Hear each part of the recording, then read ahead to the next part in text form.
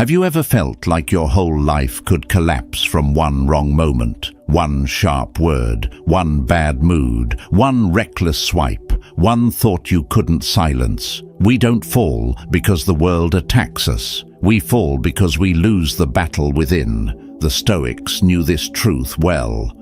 Power is not out there. It's in what you quietly govern. Stay with me and reclaim it. As we step into the first chapter, we begin where most battles are lost, on the tip of the tongue. Picture this: silence trembling before speech, restraint wrestling with impulse. One careless word, one moment of pride, one flash of anger, and the world you built with patience begins to crack. You felt that sting before, the instant regret after saying too much. The moment you wish you could rewind time and swallow the sentence that escaped. That is the quiet ache most people carry, not for what they failed to say, but for what they failed to hold back. Words are not air. They are arrows. Once released, they do not return. Marcus Aurelius once wrote, "Let your speech be the reflection of your integrity, not your impulse."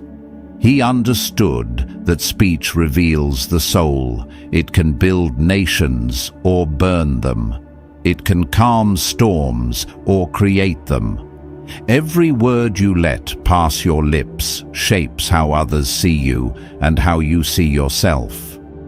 In our age where noise is worshipped and silence is feared, restraint has become a forgotten art. People rush to tweet, argue, post and react, as if the first to speak will be crowned the victor. But the Stoics knew better. Power doesn't live in the loudest voice. It lives in the quiet one, the one that waits, weighs, and then speaks with precision.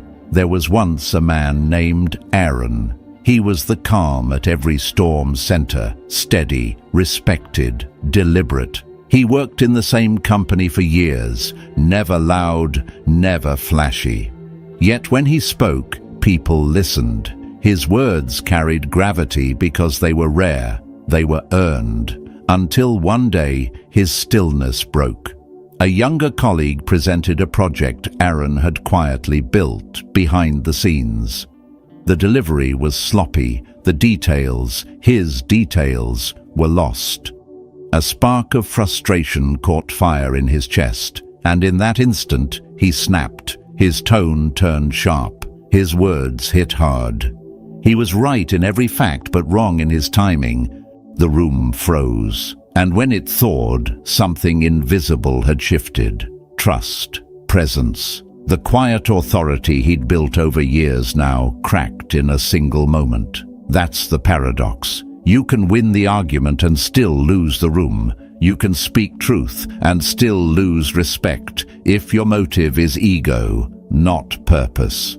The Stoics warned of this trap, mistaking reaction for righteousness, because a man who cannot rule his tongue when provoked does not hold power. He's a puppet, his strings pulled by every insult, every slight, every burst of emotion. Why do so many fall into this? Because they confuse honesty with urgency. They believe speaking quickly proves confidence. They think silence equals weakness.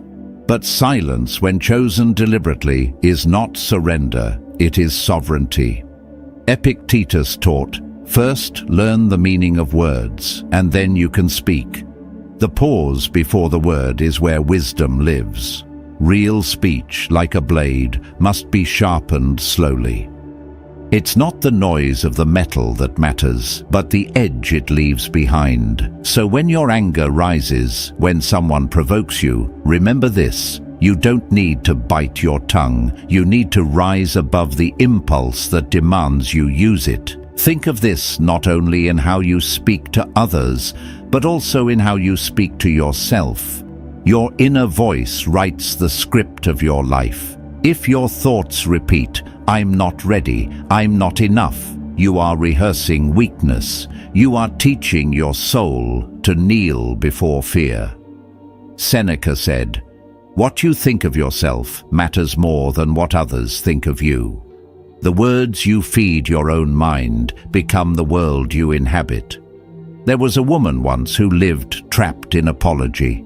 Every sentence she spoke began with sorry.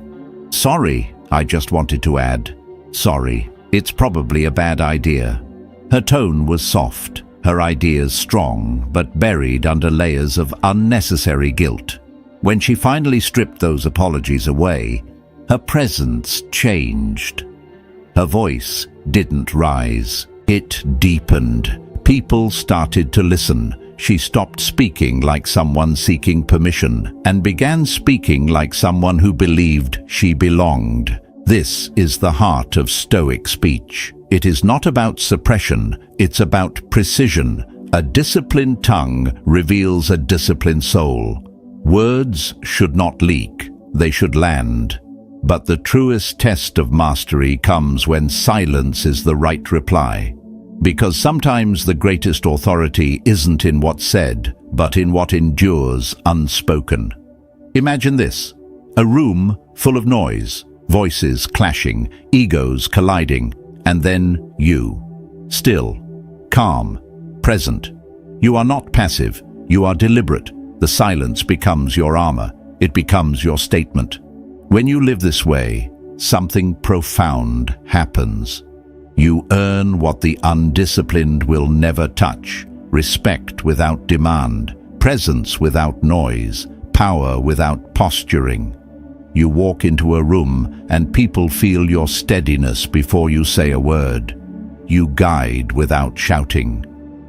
You influence without manipulation, and you protect your peace because you no longer give it away with every careless sentence. The next time someone tests your patience, remember this: every reaction is a choice between progress and regret. Every word you release either builds your fortress or burns it down. The wise man does not speak to prove himself. He speaks to serve clarity. Pause long enough to hear the impulse fade, then speak from clarity, not from the echo of anger. There is strength in the pause that no volume can imitate. Imagine if every conversation in your life followed that rule. What would your relationships look like if you spoke only when it mattered? What would your reputation feel like if your words carried weight instead of volume? What would your mind sound like if your inner voice spoke with respect instead of doubt? You already know the answer. You've seen glimpses of that calm version of yourself, the one who no longer chases the last word but commands the final moment. That's not fantasy, that's discipline, and discipline, when practiced long enough, becomes peace. So speak less, mean more. Let your silence become your declaration. Let your restraint be the proof of your power, because in the end, you won't be remembered for how much you said, but for how much your words meant. And when the world's noise grows unbearable, let your calm be the thunder they never saw coming. Now, as we move forward, we step into a quieter but deeper battlefield, one even more treacherous than speech itself, the realm of mood. Because if you cannot command how you feel, you will never command how you live. Moving into the second chapter, we leave the battlefield of the tongue and step into the one that rules them all, the mind. Here is where the wars you never see are fought, the battles that end before they even begin, the kind that leave no scars on the skin but mark the soul in silence. Have you ever felt defeated before anything even started? Before life could throw its first punch, your own thoughts whispered, "Why even try?" That voice doesn't shout, it persuades. It sounds like reason, but it tastes like fear. It hides behind logic and calls itself truth, yet all it does is paralyze. Most people mistake that whisper for wisdom. They surrender not to the world, but to that quiet enemy that lives in their head. They fall long before life ever has a chance to test them. That is not fate. That is an undisciplined mind. Epictetus said, "It is not things that disturb us, but our judgments about things." Your mind doesn't simply reflect reality, it paints it. It shapes color, tone, and meaning. And when the hand that holds the brush is trembling with fear or wounded by resentment, even peace will look like danger and love will feel like a threat. The mind, when left untamed, becomes a tyrant disguised as your own voice. It knows your fears too well and uses them against you. It whispers in your own tone so that you never question who is speaking. That is why discipline begins not with silence, but with interrogation. There was a man named Carl, a quiet worker, steady and capable, respected in his craft. One morning he lost his job, not because he failed, but because of numbers and timing. He told himself it was temporary. He applied. He reached out. But weeks passed and doubt crept in, soft at first, then louder. Maybe I'm too old. Maybe no one's hiring. Maybe I've had my time. Those weren't truths. They were fears dressed as logic. Yet he repeated them until they hardened into conviction. Months passed, and he stopped trying. His world didn't close on him. He closed himself inside it. That is what happens when you let thoughts rule unchecked. They build cages out of your own imagination. Marcus Aurelius faced the same storm. Each dawn he wrote reminders not to command the world, but to command his own reaction to it. Today you will meet the selfish, the arrogant, the deceitful, he wrote. Prepare your mind not to be disturbed by them. He didn't say conquer them, he said prepare. Because power is not in bending others, it is in remaining unbent yourself. The Stoic doesn't wait for peace to arrive. He builds it. He knows that the world will never be quiet, so he trains his thoughts to be. Your mind is a gate. What you allow through determines everything that follows. You wouldn't drink from a poisoned well, yet most people swallow every thought that crosses their mind and wonder why they feel sick. Just because a thought arrives doesn't mean it deserves to stay. Just because you feel anxious doesn't mean there's danger. Just because you think someone dislikes you doesn't make it true. The untrained mind obeys every voice. The trained mind questions them all. The moment you obey every thought, you stop being the thinker. You become the servant. Think of the nights you've spent replaying moments that never happened, arguing with ghosts, suffering from scenes written by your own imagination. That is not intuition. That is slavery to fear.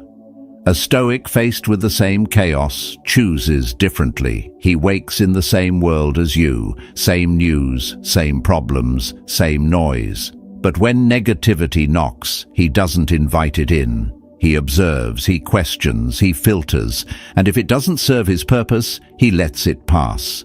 The mind left wild will always drift toward distraction and comfort, but a mind trained in discipline becomes a blade, sharp, steady, and precise. That is clarity. That is freedom. You don't have to pretend everything is fine. Stoicism isn't denial, it's discernment. You don't silence the storm by pretending the sky is clear. You simply stop giving the storm your steering wheel. When your thoughts begin to spiral, pause and ask, is this fear or is this fact? Is this thought helping me move forward, or is it chaining me to what I've already survived? In that small question lives your liberation. I once knew a woman named Leah. Every social moment was torture for her. She walked into rooms already convinced she didn't belong. Her thoughts whispered, they think I'm awkward, they think I'm boring, I shouldn't have said that. She wasn't being judged by others. She was being judged by herself. So she began a simple practice, writing the truth. Not the fear, not the fiction, just the truth. I spoke. They listened. They smiled. Slowly, her mind learned the difference between what happened and what she imagined. Her peace grew because she stopped feeding the false. That is the discipline the Stoics lived by. They journaled not to vent, but to see clearly. They read not to escape, but to refine their judgment. They practiced solitude, not to flee the world, but to clean the room of their mind. You can do the same. Turn down the noise. Guard your attention like gold. Your mind is not a landfill. Stop throwing garbage into it and expecting serenity to bloom. When your inner space is clear, your outer life follows. You stop reacting to nonsense. You stop mistaking emotion for evidence. You begin to see, and in seeing you begin to choose. So when your mind says, you can't, pause, don't obey, observe. Choose the stronger thought. Choose the one that builds, not the one that breaks. Every victory or defeat begins in that space. Every battle of your life is won or lost in the mind long before action ever begins. When you master that space, the world no longer shakes you. You stop being a slave to emotion and become the architect of reason. You don't have to silence fear. You just have to stop handing it the microphone. That is not coldness. That is maturity. That is stoicism. That is freedom. You do not need to control every thought. You only need to master your permission to believe them. You are not the noise that passes through. You are the gatekeeper that decides what remains. And when that realization takes root, you no longer chase peace. You generate it. Because the man who commands his mind commands his world. And as that command deepens, another force rises to test it. The shifting tide of emotion, the quiet pull of mood that can undo all that clarity in an instant. That is where we go next. Advancing to the third chapter, we move from the mind into the territory of emotion, the quiet force that can lift a man to greatness or drag him to ruin without leaving a single mark on his body. This is where self-mastery is tested, not in the storm outside, but in the weather within. Have you ever had a day that went wrong from the very start? Maybe it began with something trivial, a spilled cup of coffee, a rude driver, an impatient message waiting in your inbox. One small spark, and the whole day caught fire. You felt yourself tightening, your tone hardening, your patience thinning. And before you knew it, that one moment had written the story of your entire day. We've all been there. That silent slide from irritation to heaviness, where everything feels sharper, every sound grates, every person seems in the way. It's not that the world turned hostile. It's that your mood seized the throne and began ruling everything in its path. The Stoics had a name for that loss of sovereignty. They called it enslavement, not to another person, not to a system, but to your own emotion. Marcus Aurelius said, "You have power over your mind, not outside events. Realize this, and you will find strength." He didn't say, "Do not feel." He said, "Realize." Realize that emotion is part of life, but handing it the keys to your behavior, that is a choice. And if you don't make that choice deliberately, your mood will make it for you. I once knew a man named Jason. He'd been out of work for half a year, scraping by, holding on to hope. Then, finally, the call came, a chance to turn everything around. The morning of the interview, everything seemed cursed. He overslept. His shirt caught the splash of coffee. Traffic crawled. The receptionist made him wait far too long. By the time he sat before the hiring manager, his posture was stiff, his face drawn tight, his tone clipped. His answers came out like arrows, precise but cold. He knew the material inside out, but the energy was wrong. The manager thanked him politely. That was the last he heard. He didn't lose because of skill. He lost because he brought the wrong mood into the room. That's the danger most people never see. When you don't control your mood, it doesn't stay contained. It spreads. It leaks into your words, your decisions, your reputation. It stains every room you enter. And the worst part, it often goes unnoticed. You shrug and say, "I'm just having a bad day," without realizing that this one bad hour might cost you an opportunity, a relationship, or a piece of your peace. A Stoic doesn't deny emotion. He doesn't pretend that everything is fine. He observes. He names what he feels, and in naming it, he takes back power. Seneca wrote, "No man is more unhappy than he who never faces adversity, for he is not permitted to prove himself." Adversity is not the problem. Your reaction to it is. Mood is like a tide, rising and falling, but never beyond the reach of a disciplined shore.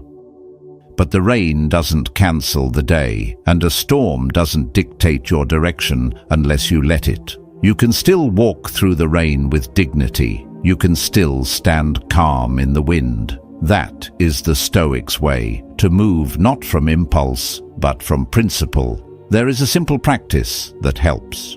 When a wave of emotion hits, pause, breathe, name it. I feel anger, I feel impatience, I feel disappointment. The moment you name it, it loses its grip. Distance forms, and in that distance, perspective awakens. Jason learned that too, though later than he wished. After that interview, he started carrying a small notebook. Whenever he felt the fire rising, he'd write one question. What would the stronger version of me do right now? That sentence became his compass. It reminded him that strength was always available, buried under reaction. That better version of him was waiting for leadership, not permission. You see, you will not always feel calm or confident or inspired. Some mornings you'll wake up tired, uncertain, irritated, but you don't need to feel a certain way to act the right way. You don't need the storm to pass to keep walking. The Stoic trains his response the way a warrior trains his reflex. He practices pausing before reacting. He learns to speak gently even when his pulse rises. He learns to smile, not as pretense, but as proof that he refuses to hand control to anything unworthy of it. That's not false composure. That's command. The goal isn't constant cheerfulness. It's consistency. It's the refusal to let one fleeting emotion cost you something permanent. Because mood doesn't only shape how you feel, it shapes how you lead, how you love, how you listen. It shapes the quality of your presence when the world tests your patience. Another person I once met, Mia, carried her storms inward. When pressure rose, she withdrew. No anger, no words, just quiet disappearance. Meetings, conversations, even her own thoughts, she would vanish into herself. But she learned to build an anchor. Every time she felt herself fading, she would find one thing in her environment to be grateful for, a beam of light, a familiar scent, a single memory of kindness. Gratitude and anger cannot share the same breath. Slowly, her calm stopped being forced. It became real. That is emotional discipline, not repression, but choice. The ability to feel fully, yet remain unmoved by the chaos of it. The strength to hold your center while the world pulls at your edges. It's not about pretending the storm isn't there. It's about remembering you're not made of clouds. Now look back on the last month of your life. How many moments of peace did you trade away for irritation? How many opportunities dimmed under the shadow of a passing mood? Each sharp word, each cold silence, each sigh of frustration leaves its mark. These moments accumulate quietly until they define your days. But here's the mercy in it. You can choose differently now. When the wave rises, breathe, label it, then ask, what would the man of principle do right now? And do that. even if it's hard. Especially if it's hard, that's when growth happens. Because if you don't master your mood, it will master your mouth, your tone, your posture, your destiny. And no apology, no excuse, no bad day can repair what repeated emotional negligence destroys. Stoic strength is not about chasing perfect days. It's about becoming the kind of person who doesn't need them to act with purpose. Train your mind to stay calm while everything else shakes. That kind of calm can't be bought, taught, or faked. It's forged, and once it's yours, no one can take it. From here, as the heart steadies and the waves settle, another challenge approaches: the silent test of desire, discipline, and what you do when no one is watching.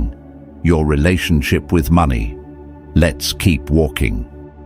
Entering the fourth chapter, we arrive at one of life's quietest masters, the force that measures not your wealth, but your wisdom, money. It is the mirror that reflects what you worship. Have you ever stared at your bank account and felt a weight you couldn't name? Not because the numbers were low, but because deep down you sensed something was off. You weren't broke. You were simply not in control. You felt it in the stillness of the night, that subtle unrest that whispers, you're not leading your life, you're leasing it.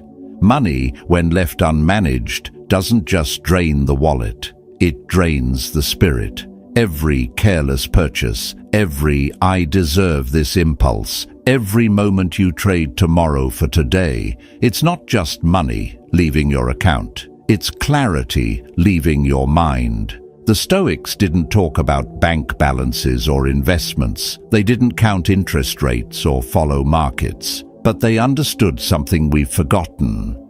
Attachment is the real debt. Epictetus said, "Wealth consists not in having great possessions, but in having few wants. The man who always needs more is forever poor, even when his pockets are full, and the one who cannot say no to himself will always live under the illusion of freedom while wearing invisible chains." Let me tell you a story. There was a man named Leo. From the outside, he seemed successful. Nice car, fine clothes, dinners that glimmered under city lights. His social media was a highlight reel of sophistication and ease. But behind that facade, reality whispered a different story. His cards were maxed out, rent overdue, peace long gone. Every purchase was a patch over insecurity, a disguise for the thought that he wasn't enough. He wasn't buying comfort, he was renting confidence, and like all leases, it came due. That's how most people live today. Not beyond their means, but beneath their discipline. They don't have a money problem, they have a decision problem, a focus problem, a courage problem. They trade strength for style and peace for presentation. They call it self-care, but it's self-sabotage wearing luxury's mask. The modern world no longer chains you with iron, it chains you with payments. Car payments, subscription payments, ego payments, mental payments. You pay not just with money, but with fragments of your freedom. You don't build serenity while building debt. You don't build a future by selling your present for comfort. Ask yourself honestly, have you ever shopped not out of need, but out of boredom? Have you spent to feel in control, to escape a bad day, to silence a discomfort you couldn't name? That's not consumption. That's emotional escape. And its price isn't printed on receipts. It's printed on your peace. Because every time you buy to fill a feeling, you deepen your dependence on something outside yourself. The Stoic doesn't chase that feeling. He builds something steadier. He saves not to hoard, but to protect. He budgets not to limit joy, but to preserve freedom. He refuses short-term pleasures because he's building something larger than comfort. He's building independence. He's not a consumer. he's a builder. One spends to escape the moment. The other invests to shape the future. Money itself is not evil. The desire to impress is. Dependence is. When you live for display, you live in stress. When you spend to distract, you remain distracted. When you buy things to feel valuable, you forget that value was yours long before the purchase. And if your emotions control your spending, then your wallet already belongs to your moods. There was a woman named Claire. She didn't make much, but she lived full. Her peace was unshakable, because every coin she spent had a purpose. Every dollar she saved had a direction. She wasn't rich, but she was free. Free from the anxiety of debt, free from the need to compete, free from the endless chase for the next thing. Her secret? Before every purchase, she asked herself 3 questions. Is this supporting the person I'm becoming? Is this a reward or a reaction? Will this matter 5 years from now? Those questions turned her finances into a philosophy. Her simplicity became her strength. Every coin you spend is a vote for the life you're building. Vote for distraction, and you'll live in chaos. Vote for discipline, and you'll live in peace. A Stoic doesn't measure wealth in possessions, but in principles. He doesn't seek applause or envy. His richness lies in the calmness of self-command. He knows what he's building, and he will not trade it for a fleeting thrill. So what are you building? A life of options or a life of obligations? A foundation that can endure storms or a structure that collapses with one unexpected expense? The real question isn't how much you make. It's how much of what you make is truly yours to keep, and how much of what you spend reflects who you are. Every financial decision is a conversation with your future self, and if that future self could speak to you now, would they whisper, "Thank you," or sigh, "What were you thinking?" A man who doesn't master his money will always be mastered by someone who does. A man who doesn't own his habits will be owned by his debts. And the one who cannot delay gratification will forever chase shiny things while never building anything that lasts. Stoicism isn't about getting rich. It's about getting free. It's about wealth of discipline, abundance of clarity, and fortune in restraint. Seneca wrote, "It is not the man who has too little, but the man who craves more, that is poor." That is the essence. Freedom begins not when you earn more, but when you desire less. Because there is no stoicism without self-reliance. And there is no self-reliance while you're at war with your own wallet. So here's the reminder. You don't need to be wealthy. You need to be wise. You don't need another card. You need conviction. You don't need to prove yourself. You need to protect yourself. The next time you reach for your card, pause and ask, is this purchase an act of love or an act of lack? Is it strength or escape? The right way or the easy way? Because financial freedom begins long before the money arrives. It begins with a choice to stop outsourcing your peace to pleasure, a choice to build quietly while others boast loudly, a choice to guard your freedom with restraint instead of decorating your cage with comfort.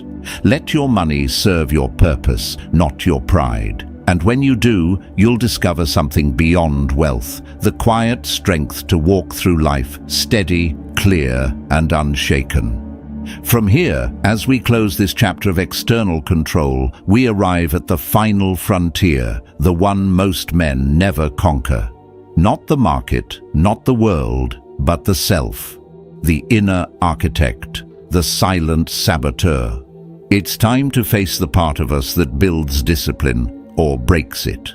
At this stage, we come to the final frontier, the one no one can conquer for you. Not your boss, not your partner, not your friends. The battle of the self. The quiet arena where every decision, every reaction, every word reveals whether you lead your life or leak it away.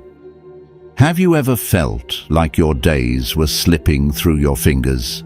Not because someone stole them, but because you gave them away piece by piece. A harsh word you couldn't take back. A purchase you didn't need but made anyway. A morning lost to distractions. A week swallowed by overthinking. A mood that hijacked a month. You look back and realize you weren't under attack. You were simply undisciplined. And in the absence of discipline, everything else takes command. We live in a world obsessed with freedom, yet most people chase a counterfeit version of it. They want to do whatever they want, whenever they want, and still expect peace, clarity, and power. But freedom without responsibility isn't freedom.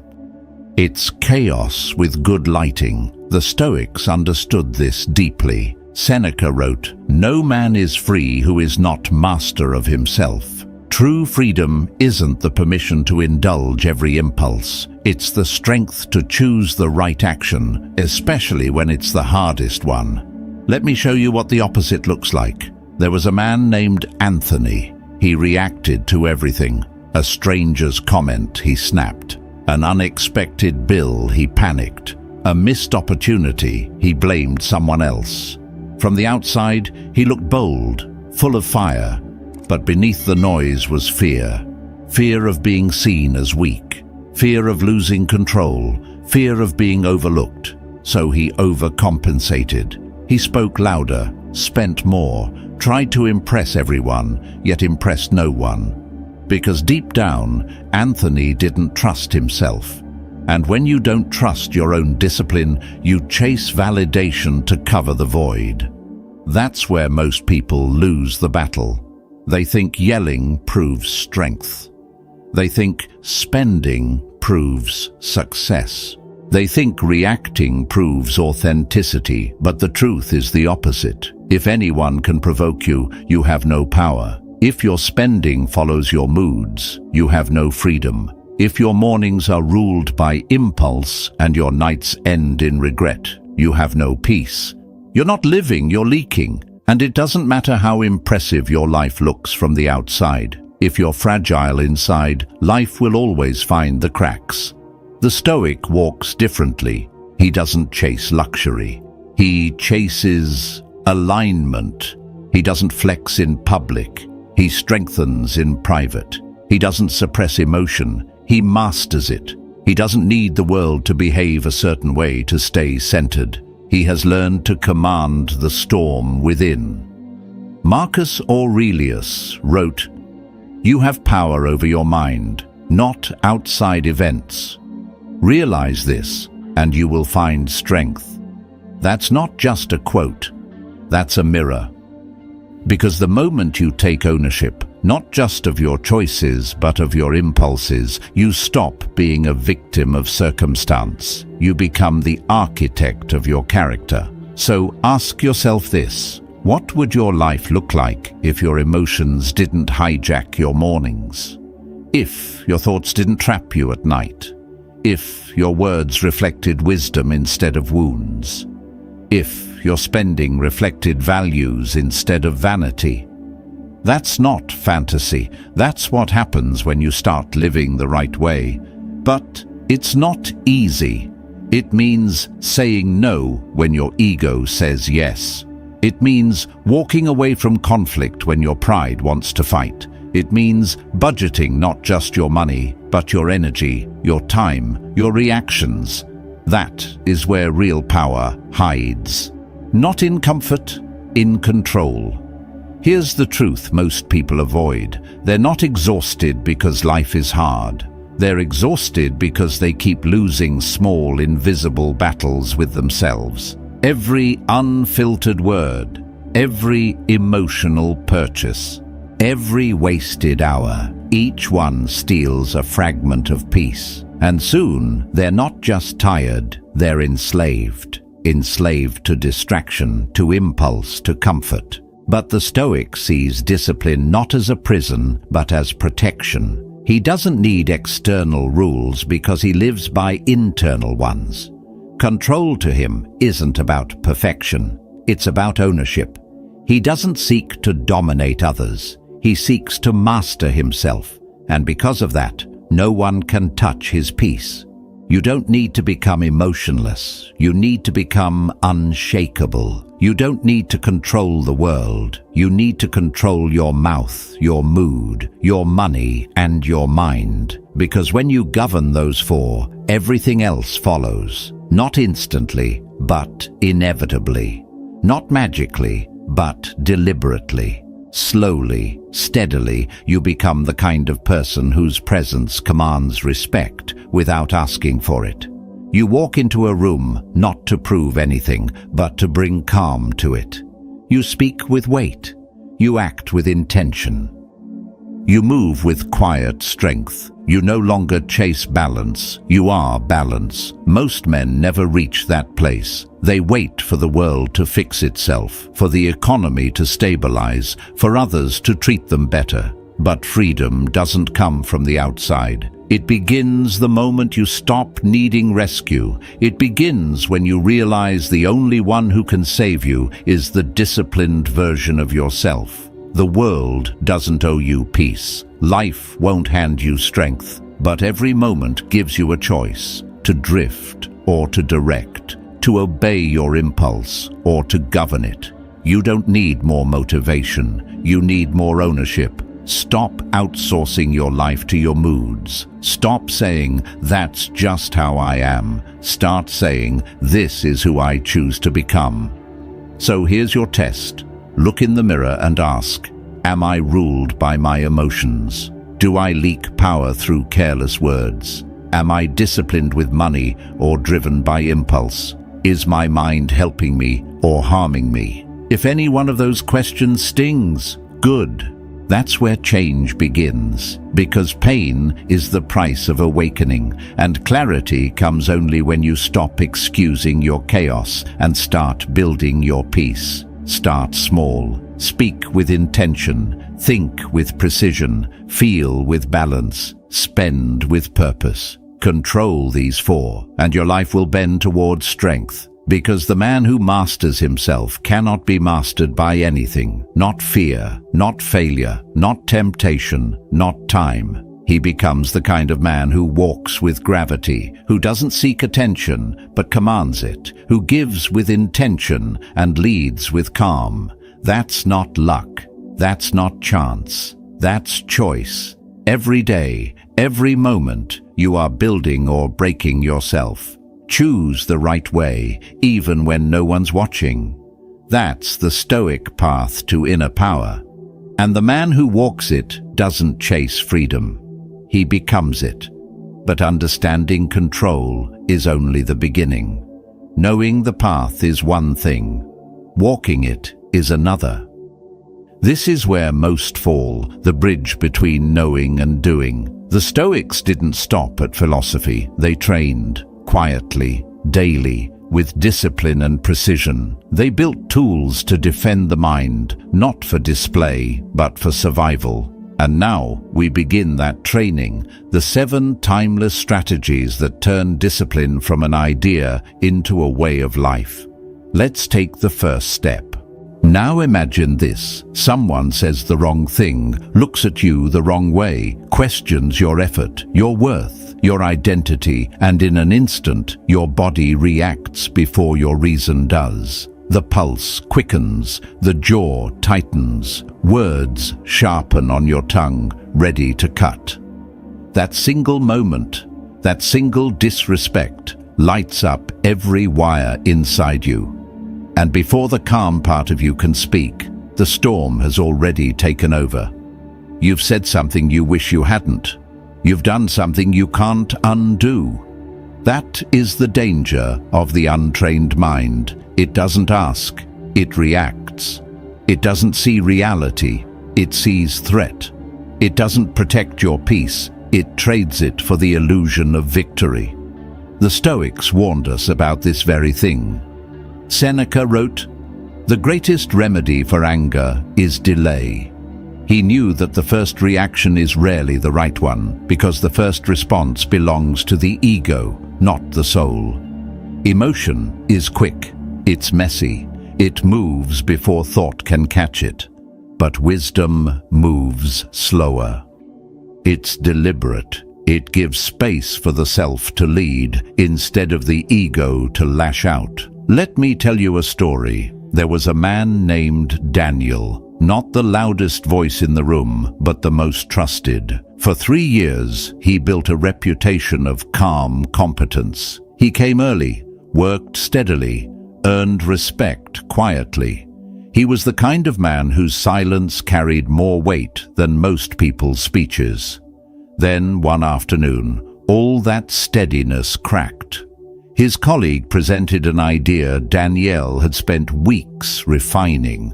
No mention of his work, no credit, just slide after slide that erased his contribution. At first, Daniel tried to breathe through it. But as the presentation went on, frustration began to burn. His jaw clenched, his pulse surged. Finally he cut in. His tone was sharp, his voice a blade. "That's not how we agreed to present it," he said. The room froze. He was right. Every point he made was valid, but it didn't matter. The air shifted. His presence, once trusted, once steady, now seemed volatile. In 30 seconds, 3 years of quiet credibility cracked. Daniel didn't lose because he was wrong. He lost because he reacted before he reflected. He handed his power to the moment. You can win the point and still lose the game. You can speak the truth and still lose respect if your delivery is driven by emotion instead of principle. Marcus Aurelius wrote, "When you are offended at any man's fault, turn to yourself and study your own failings. Then you will forget your anger." That's not submission. That's perspective. That's the art of stepping back from the fire before it burns you, of letting reason hold the reins while emotion thrashes for control. Control, in the Stoic sense, is not suppression, it's elevation. It's the ability to rise above the first reaction and choose not just what to say, but when and how to say it. And that, like any strength, requires practice. The Stoic method is simple: delay, detach, direct. First, delay, just one breath, 3 seconds, that's all. The pause is small but sacred. It's the break in the chain, the space where the mind can re-enter the conversation. That one breath is the difference between reaction and response, between chaos and composure. In that pause, wisdom wakes up. Second, detach. Step outside of the emotion. Ask yourself, what's really happening here? Is this about me, or is it about their fear, their pressure, their blindness? Detachment doesn't mean distance. It means clarity. It's seeing the storm without stepping into it. It's realizing that what's thrown at you is often a reflection of them, not a revelation of you. Third, direct. Choose your move. Don't let the moment decide for you. Speak only if it serves the truth. Stay silent if it protects your peace. Act only if the action reflects your character, not your anger. That is mastery, not fast, but precise. Not loud, but lasting. But understand this: silence is not surrender. Restraint is not weakness. The Stoic holds his tongue, not because he's afraid to speak, but because he's strong enough not to. His silence is not submission, it's strategy, a blade kept sheathed until it's truly needed. Because when the world is shouting, the one who stays silent commands the room. In a chorus of reaction, restraint becomes music. Think about how often your peace has been stolen by seconds. How many times a careless word, a heated message, a split-second glare cost you hours of regret. That's the toll of an untrained response. The moment owns you, and once you've handed it your composure, the damage is done. But when you train that moment, when you build the reflex of stillness, the world can throw anything at you and you'll still stand upright. Rewiring your first response is not about being passive, it's about precision. It's about owning your moment instead of being owned by it. Every confrontation is an invitation to show the world what controls you. When you pause, when you breathe, when you step back, you're not retreating, you're reclaiming command. You're letting your higher self take the wheel while the lower self calms down in the back seat. So, the next time someone tests your patience, don't ask, what do they deserve? Ask, who do I want to become right now? Life will always hand you triggers. You decide whether to pull them. The gap between stimulus and response is the narrow gate to freedom. That's where your power lives. That's where wisdom breathes. That's the sacred space where you stop reacting to life and start directing it. When you master that space, when you delay, detach, and direct, you don't just avoid damage, you build something far greater, unshakable inner control. And that control radiates. It transforms how you speak, how you lead, how you love, how you walk into any room. You begin to carry a stillness that others can feel but can't define. You become the calm in the storm, the quiet authority in the noise. That's the reward of mastering the first response. From here, we move deeper into the battlefield behind every doubt, every hesitation, every unseen fear, the voice within. Because once you've trained your first reaction, the next challenge is to confront the thoughts that whisper before you even act. Let's step into that silence and learn how to reshape the voice that shapes your entire reality. Entering the second strategy, we step into a quieter kind of strength, the mastery of words. There's a moment you've felt before, when someone says something wrong, unfair, or foolish, and every nerve in you wants to respond. Your pulse quickens, your tongue presses against the back of your teeth. You feel the pull to correct, to defend, to assert. Yet somewhere deeper, a quieter voice whispers, "Not yet, not now, not like this." Most people never hear that voice, or if they do, they ignore it. They rush in, spilling words that feel powerful in the moment, but taste bitter later. Because for most, speaking feels like control. But for the Stoic, silence is the greater weapon.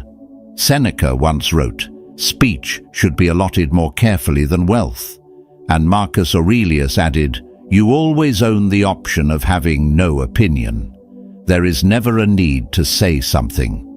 To them, words were not decoration, they were direction. Every word was an act of creation or destruction. Speech was not casual, it was sacred. There are three kinds of people when it comes to speaking. The first speaks to release. These are the talkers, the venters, the ones who throw their emotions into the air like sparks, not to solve, but to soothe. They speak to unload, not to clarify. Their words may give them relief, but they leave confusion in their wake. They drain peace from the room without realizing it. The second type speaks to win. For them, words are weapons. They interrupt, correct, dominate. They don't seek understanding, they seek victory. But even when they win the argument, they lose the war. Because in trying to prove others wrong, they reveal their own insecurity. The louder they speak, the smaller they sound. They confuse noise with worth. And what people remember is not their wisdom, but their aggression. And then there's the third kind, rare, quiet, powerful. They speak only when silence fails. Their words are slow, deliberate, intentional. They don't speak to release emotion or to prove superiority. They speak to illuminate, to guide, to restore balance. When they speak, people listen, not because their words are loud, but because they're rare. Their silence has built gravity. Their restraint has built presence. This is the Stoic way, and in today's world, it's almost extinct. We live in an age where noise is currency. Everyone comments, debates, reacts. Social media trains us to speak fast, post instantly, respond before reflection. But here's the truth. Just because you have something to say doesn't mean it must be said. Power is not in expression, it's in discretion. To speak less, but mean more. To choose words the way a sculptor chooses where to strike marble. Let me tell you a story. Malik was a mid-level leader in a massive company. He wasn't the loudest voice in meetings, but everyone noticed when he spoke. The CEO once said, "Malik speaks 5 times a month, but when he does, everyone stops talking." One afternoon during a heated meeting, tempers erupted over a failed project. Fingers pointed, voices rose, egos clashed. Malik sat quietly, taking notes, watching, and when the tension reached its breaking point, he leaned forward and spoke one sentence. "We're blaming each other, but no one's fixing the system." Silence followed, then nods, then progress. He didn't shout, he didn't argue, he didn't posture, he simply spoke at the right time with the right words and the right weight. That's what influence without noise looks like. That's wisdom with precision. The power of saying just enough, no more, no less. So how do you cultivate that kind of speech? It begins with pause. Before you speak, ask 3 questions. Is it necessary? Is it true? Will it help? If not, let the silence stand. It's already saying what needs to be said. Next, speak from stillness, not from spike. If your heart rate is high, your words are not ready. Anger may make you fast, but it will never make you wise. Give your words time to settle before you set them free. Third, speak to elevate, not to dominate. The purpose of speech isn't to crush, it's to clarify. It's to lift a conversation, not weaponize it. Your words should leave people steadier, not smaller. And finally, refine the inner dialogue. Because how you speak to others is always a reflection of how you speak to yourself.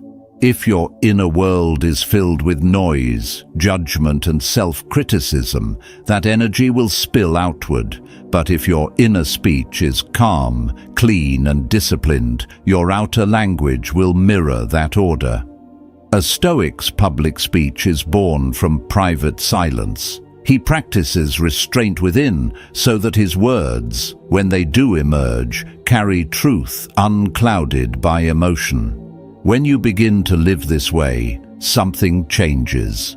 You no longer speak just because silence feels awkward. You speak because silence has completed its purpose. You no longer rush to fill the air. You let meaning mature in stillness. You speak not for validation, but for contribution. Seneca once warned that words, like arrows, once released, can never return. Every sentence carries weight. Every word shapes reputation. The disciplined speaker doesn't fear this truth. He honors it. He carries his speech like a blade, sharp but sheathed, knowing that restraint commands more respect than reaction ever will. In time, you'll discover that fewer words carry more power, that your silence becomes your reputation, that people lean in when you speak, not because of volume, but because of presence. You'll learn that silence itself can speak louder than any argument, and that when you finally do open your mouth, it's not noise that leaves, but wisdom. So, speak only when silence fails. Speak only when the truth can no longer travel without your voice.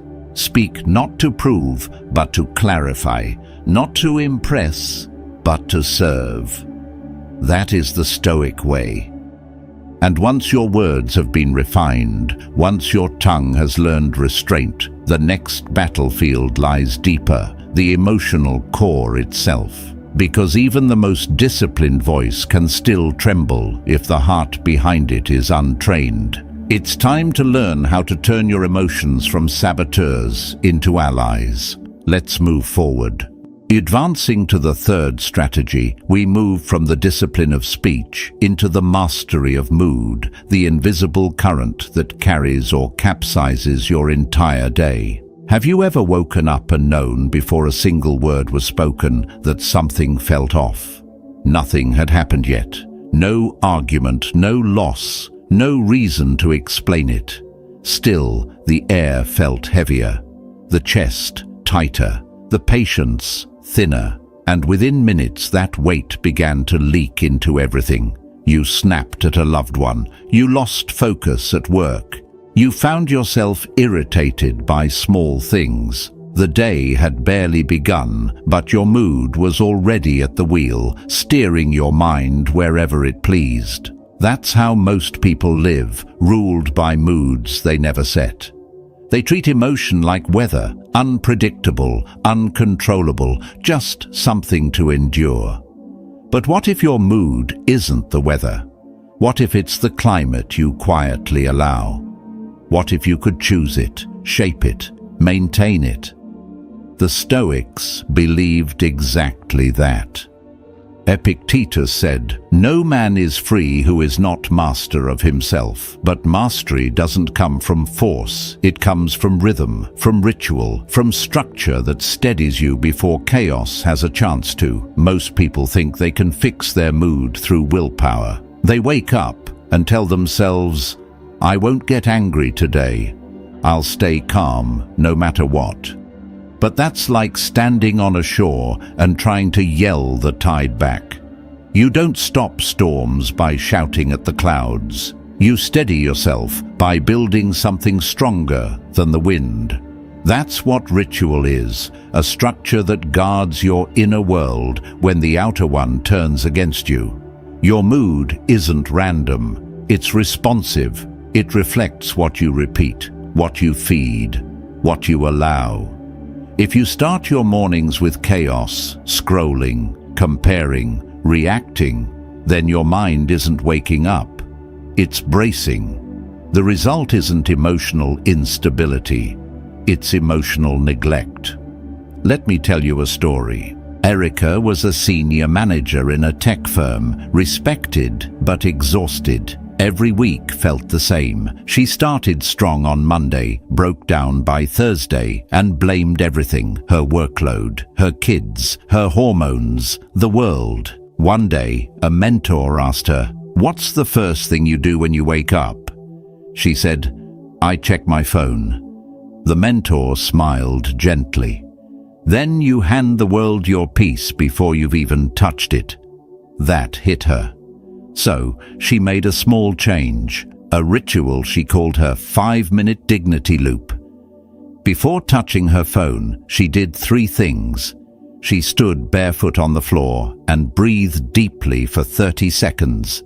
She named what she felt without judgment. "I feel anxious," or "I feel tired." And she wrote 1 sentence of gratitude. Just 1. Within weeks, something shifted. The stress was still there, but it no longer ruled her. She didn't eliminate chaos. She learned to meet it from higher ground. That's the Stoic way, not perfection, but preparation. Not forcing emotion, but framing it. Marcus Aurelius practiced this every morning. In his journal, he wrote reminders like, "Today you will meet people who are rude, arrogant, and ungrateful." He wasn't complaining. He was preparing, training his mind to greet the world before it attacked. That was his ritual, his emotional armor. He didn't try to change the people, he changed the approach. Because you don't control the wind, you set the sail. Let's bring this into practice. The first tool is morning anchoring. Before the noise, before the notifications, give yourself a moment of stillness. Journal, breathe, or repeat a guiding principle, not for motivation, but for alignment. It's not about hyping yourself up. It's about centering your compass before the day begins to pull at it. Second, naming the emotion. When you label what you feel, you weaken its grip. You move from "I am angry" to "I feel anger." That tiny shift separates identity from experience. The Stoics didn't run from emotions, they examined them. Try this. When tension hits, pause and say silently, "This is frustration, this is fear, this is fatigue." Then ask, "What is it trying to teach me?" You're not rejecting the feeling, you're translating it. Third, shift the spotlight. Gratitude, in Stoic philosophy, isn't decoration, it's discipline. When your mind fixates on what's missing, everything feels like an attack. But when you practice seeing what remains, your heart regains balance. In your lowest moment, ask, "What is still working?" Even if the answer is just, "I can still breathe," that's enough. Every steady thought is a seed of clarity. Next, the mood audit. At midday and at night, ask yourself, what mood have I carried most today? If it was irritation, trace it. Where did it begin? If it was calm, what helped sustain it? This isn't judgment, it's feedback. The Stoics journaled not for nostalgia, but for correction. When you track your patterns, you stop being surprised by them. Then the breath reset. You don't need a teacher for this, just awareness. When your mood begins to slide, stop. Inhale deeply through the nose for 4 counts. Hold for 4. Exhale through the mouth for 6. Repeat 3 times. Your body listens long before your mind catches up. Calm physiology creates calm thought. And finally, the 5-minute dignity loop. 1 minute of stillness. 1 sentence of self-reminder. 1 emotion named. 1 gratitude acknowledged. 1 promise made. That's it. It's not a performance, it's a contract. Done daily, it becomes armor you wear beneath the skin. Because here's the truth. Emotional chaos isn't always trauma. Sometimes, it's simply a lack of structure. The person who waits until crisis to find their center will always be late. But the one who builds it daily, quietly, faithfully, meets every storm with grace. They don't rise above life. They walk through it, steady, clear, grounded. If you want to control your mood, stop fighting it with force. Replace willpower with rhythm. Replace reaction with routine. Replace pressure with preparation. Build rituals that hold you upright when your emotions try to pull you apart. That is the Stoic way, not resistance, but readiness. Not denial, but discipline. Not a moodless life, but a masterful one. And once you've built that emotional foundation, once you've learned to anchor your mood before the world can hijack it, the next battlefield awaits, the invisible war of value, control, and freedom. The realm of how you spend, save, and shape your resources. Let's step forward into the 4th strategy. How to build financial freedom from the inside out. Entering the 4th strategy, we step into the quiet laboratory of the mind, the space where perception is forged, where truth is filtered, and where most people lose control without realizing it. Have you ever had a single thought that hijacked your entire day? One whisper that said, "I'm not ready," or "They don't like me," or "Nothing ever changes," and suddenly your shoulders slumped, your tone dimmed, and your confidence vanished. Not because that thought was true, but because you believed it before ever questioning it. You adjusted your entire posture around a lie. That's not instinct, that's programming, and most of us live as slaves to it. The Stoics understood this trap better than anyone. Epictetus said, "It's not things that disturb us, but our judgments about things." Marcus Aurelius wrote, "You have power over your mind, not outside events. Realize this, and you will find strength." They were not warning us about the world, they were warning us about interpretation.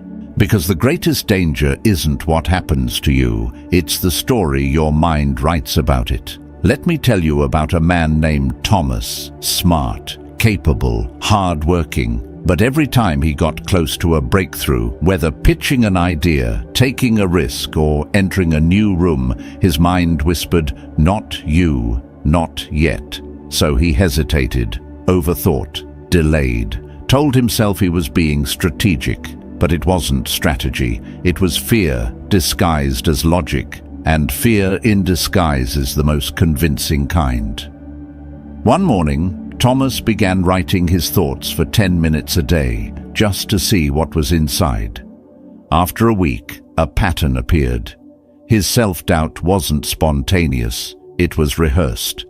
He'd played that script so often, it felt like truth. Your mind is not a mirror, it's a projector. It doesn't reflect the world, it casts your version of it. And if you never question the film, you'll live out a story you didn't write. That's why Stoic practice begins not with suppression, but with observation. Observation is the art of seeing clearly without obeying blindly. The untrained mind obeys every thought. It bows to every headline it creates. The trained mind learns to watch those thoughts, the way you'd watch clouds passing through the sky, aware but not attached. You can't control the clouds, but you can stop mistaking them for the sky. So how do we train this? The first step is reflective journaling. This isn't about writing poetry or documenting your day.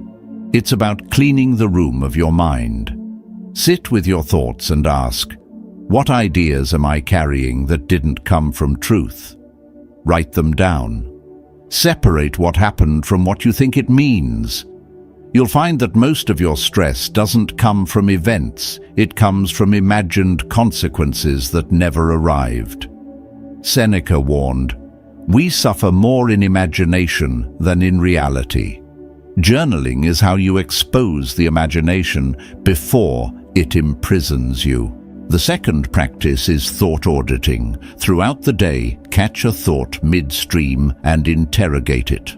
Ask, is this fact, fear, or fiction? You walk into a room and think, they don't respect me. Pause. Is that verified, or just an old wound speaking? Is it a memory masquerading as a fact? This is how you reclaim authority over your own mind. When you begin doing this regularly, something remarkable happens. You stop reacting to every mental message as if it's divine truth. You start choosing which thoughts deserve attention. You begin to lead your thinking, not follow it. The third discipline is fasting from noise.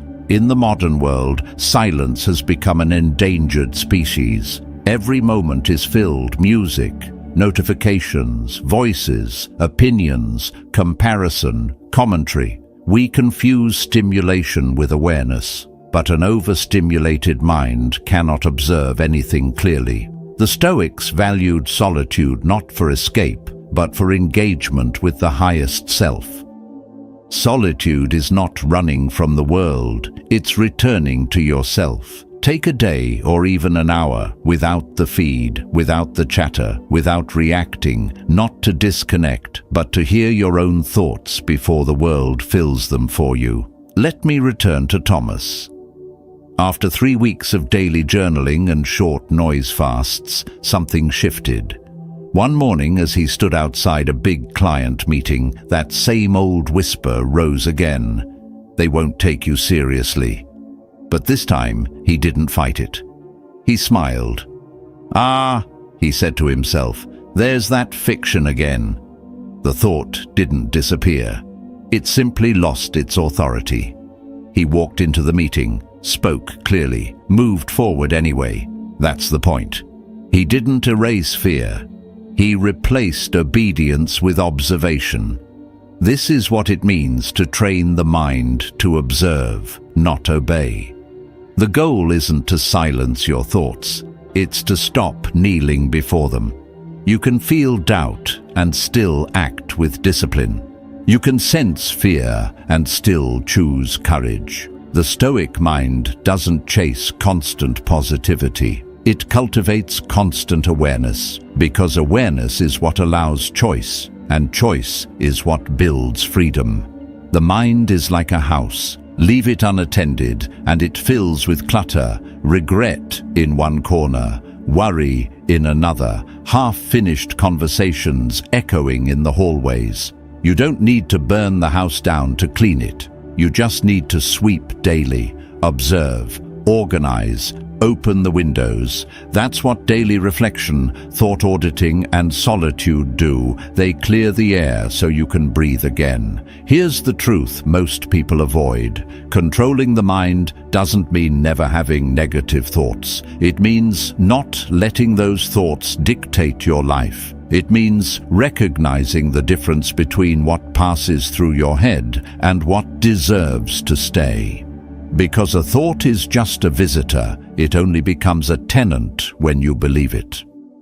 So the next time a thought arrives uninvited, don't panic, don't suppress it. Sit with it, ask where it came from, ask what it wants, ask whether it's building the life you desire or just repeating the life you've outgrown. Awareness is not resistance, it's leadership.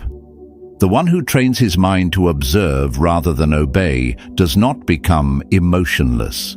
He becomes unshakable. And once the mind is clean, once the thoughts are steady, there is another test waiting, the silence between them.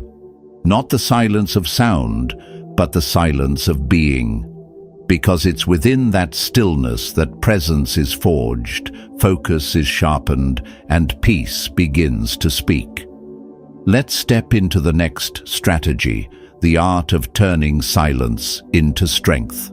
Advancing to the fifth strategy, we enter a battlefield most people never recognize until it's already won or lost. The way you spend, the way you save, the way your money shapes your mind. Have you ever bought something not because you needed it, but because you wanted to feel in control again? Maybe it was after a long day when nothing went your way. You told yourself it was harmless, a small reward. You clicked, you swiped, you smiled for a moment. But when the moment faded, what remained wasn't satisfaction. It was a subtle loss of strength. That small impulse had quietly eroded your self-command. Money doesn't lie, it reveals. It tells the truth about what you value, what you fear, and how disciplined you truly are when no one's watching. Epictetus said, "Wealth consists not in having great possessions, but in having few wants." That's not a comment on riches, that's a blueprint for freedom. Because when your wallet becomes a tool for validation instead of self-governance, you're no longer spending money, you're spending dignity. True Stoicism doesn't measure a man by what he earns, but by what he can walk away from. Let me tell you about Julian. He wasn't poor. He earned well enough. But every weekend, he was broke, not financially, but mentally. New shoes, new gadgets, new restaurants he couldn't pronounce. His friends called it style. He called it normal. But beneath the surface, there was fear. The fear of seeming small, of looking behind. Every purchase was armor for insecurity. He wasn't chasing joy, he was chasing approval. His closet grew, but his confidence didn't. When the economy shifted and his company downsized, his lifestyle collapsed with it. He wasn't just unemployed, he was exposed. Because every dollar had been a costume, not a foundation. Contrast that with the Stoic approach to money. For the disciplined, the wallet is not a stage, it's a shield. It's not a way to perform, but a way to protect. The Stoic doesn't spend to impress, He spends to strengthen. He doesn't use money to escape discomfort. He uses it to build endurance. His wealth is not in his bank account, it's in his restraint. So, how do you turn your wallet into a weapon of freedom? It begins with building rules instead of relying on moods. Willpower fades, but structure endures. Set clear standards for your spending. I don't buy on impulse. I wait a day before big purchases. Every expense must serve one of three missions: stability, growth, or generosity. These aren't restrictions, they're revelations. They show you who you are when no one else is managing you, because discipline isn't punishment, it's clarity. Second, practice impulse delay. When the urge to buy rises, pause, breathe, ask, is this for my ego or for my escape? 9 times out of 10, it's neither about need nor joy, it's about avoidance. And avoidance is the most expensive thing a person can purchase. It costs more than money, it costs integrity. Stoicism teaches that every time you feed an impulse, you weaken the muscle of reason. Every time you wait, you strengthen it. Third, invest mindfully. Not just in markets, but in meaning. Invest in skill, in education, in stillness. Save not only for retirement, but for resilience. Seneca wrote, "It is not the man who has too little, but the man who craves more, that is poor." True wealth is the ability to stand still when others panic, to remain generous when others grasp, to sleep well knowing nothing owns you. Let's return to Julian. After his collapse, he started small. He sold what didn't serve him. He created a Sunday ritual, his version of Stoic accounting. Every week, he'd sit with his finances, not to shame himself, but to sharpen himself. He tracked not just dollars, but decisions. Each time he chose patience over pleasure, he recorded it. Over time, the spreadsheet became a story of transformation. No longer addicted to the high of spending, he began to feel the peace of ownership. He slept better, he walked lighter, and when the next opportunity came, he didn't hesitate. He had something most men only talk about: freedom. Not because he had more, but because he finally needed less. That's the Stoic definition of prosperity, not survival, but sovereignty. The truth is, most people don't have a money problem. They have a prove myself problem, a validate me problem, a fill the emptiness quickly problem. But the Stoic doesn't feed the void. He faces it. He fills it with integrity, simplicity, and purpose. He knows that nothing you buy can replace the man you become. Here's your practice. Before every transaction, pause and ask, is this a reward or is this relief? If it's reward, wait a day. If it's relief, wait a week. Because what you delay reveals what you depend on. Then, once a week, perform a spending audit. Not to punish yourself, but to ask one question with brutal honesty. Did this bring me closer to peace or pull me deeper into noise? That single reflection will change your financial life more than any raise ever could. Because when you finally see your wallet for what it is, not a source of stress, but a mirror, you realize that every purchase is a reflection of your state of mind. Do you live by reaction or by principle? Financial freedom has nothing to do with numbers. It's about removing the leash of approval, the leash of image, the leash of impulse. When you no longer need to prove anything, when you no longer spend to escape yourself, you become quietly powerful. You walk differently. You think clearly. You move with calm intention.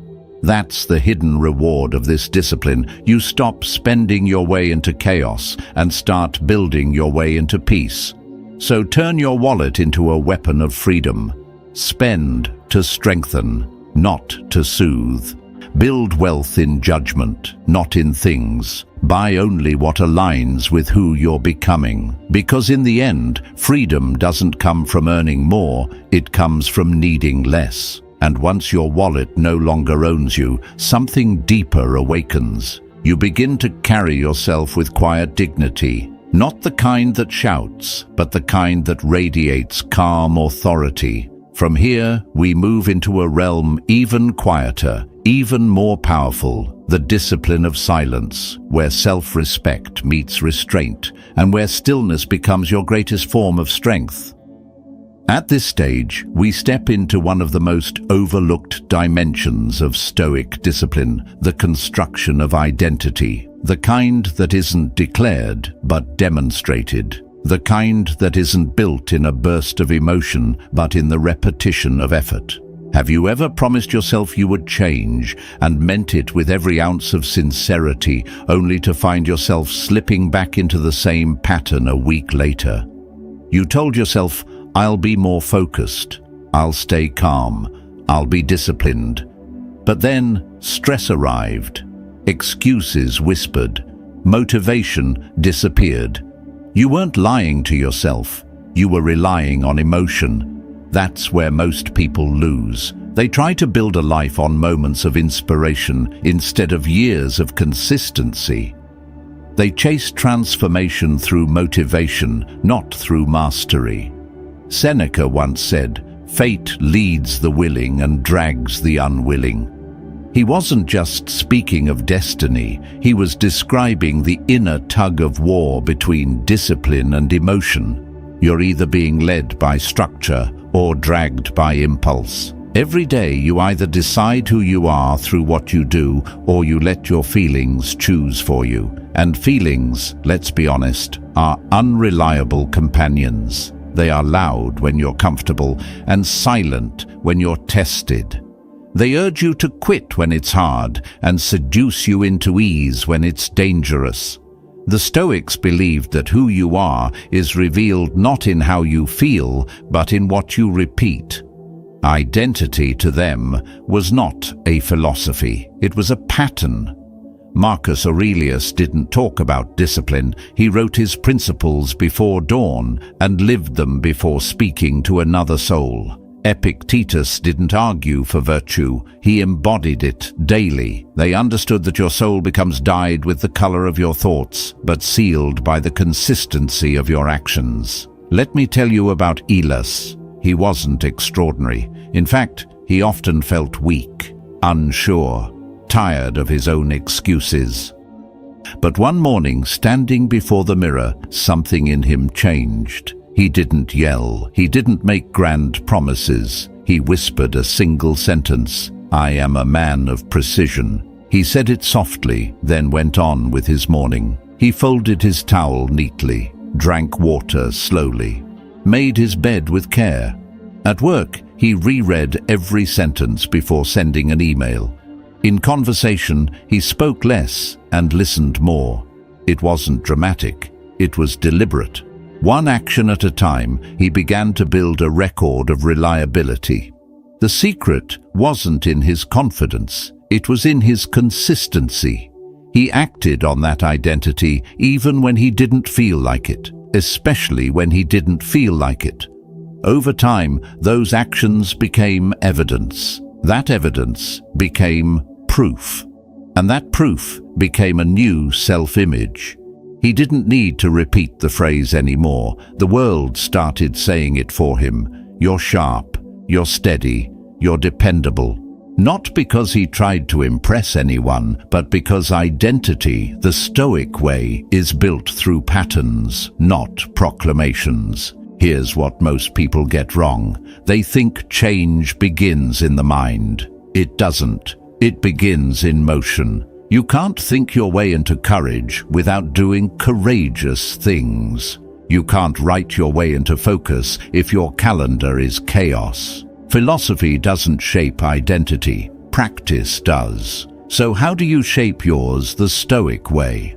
Start small. Pick one trait, not 10. Not a list of affirmations that fade by noon.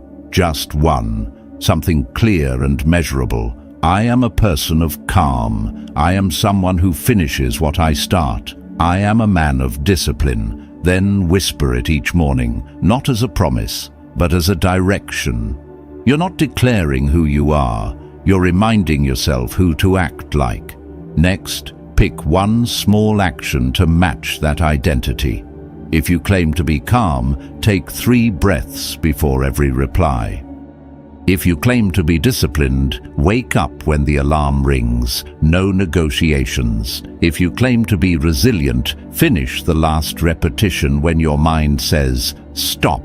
It's not the action itself that matters, it's the agreement between word and deed. Each time you align them, you reinforce a new self.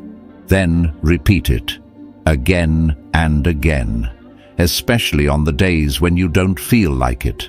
Because those are the days that define you. When you act against mood in favor of principle, you begin to build something unbreakable, a spine made of discipline, not emotion. That's what Stoic strength is, a psychological backbone, and like all bone, it's formed under pressure. You'll fail sometimes, you'll forget, you'll slip. That doesn't disqualify you, it defines you. Because the Stoic path isn't about flawless execution, it's about faithful return. The strongest souls aren't those who never fall. They're the ones who stand up the most quietly.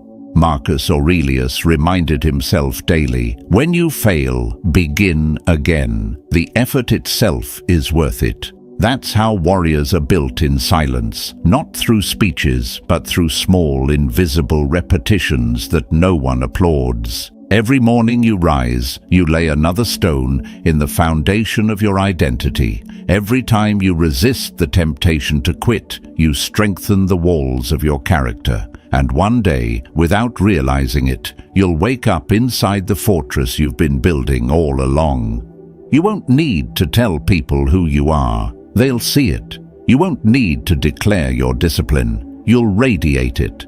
Consistency carves confidence. Routine reveals resilience. And over time, you stop chasing identity. You start embodying it. So choose your words carefully, but choose your habits even more carefully. Because who you become is simply what you repeat. And once you've built that steadiness, once you've forged identity from discipline instead of desire, there's a new test waiting. The test of how you protect that identity when others try to shake it. Because the stronger you become, the more the world will test your calm. So now, let's move forward and talk about what to do when others try to rattle the man you've worked so hard to build. Advancing to the 7th and final strategy, we enter the quietest battlefield of them all, the one that exists between who you are and who you're meant to become. Have you ever paused in the middle of a decision and heard that still, unwavering voice ask, not what would people think, but what would the best version of me think? It doesn't shout, it doesn't guilt, it doesn't beg, it just observes. And somehow you always know when it's watching. The Stoics believed that each of us carries within a spark of the divine, a fragment of what they called the logos, the rational principle of the universe. Marcus Aurelius once wrote, "Live as if you were to die tomorrow, yet build as if you will live forever." In that paradox lies the entire Stoic code. Urgency balanced with endurance, presence balanced with purpose, the finite moment balanced with eternal meaning. The highest self is not a mythic ideal. It's the inner witness, the quiet judge who sees everything, especially when no one else is around. Picture this. A man sits alone late at night, scrolling through his phone. He feels the pull of temptation, the urge to message someone he knows he shouldn't. No one would know. It's late. He's tired. He's lonely. His mind begins to justify. It's harmless. I deserve this. But then something interrupts.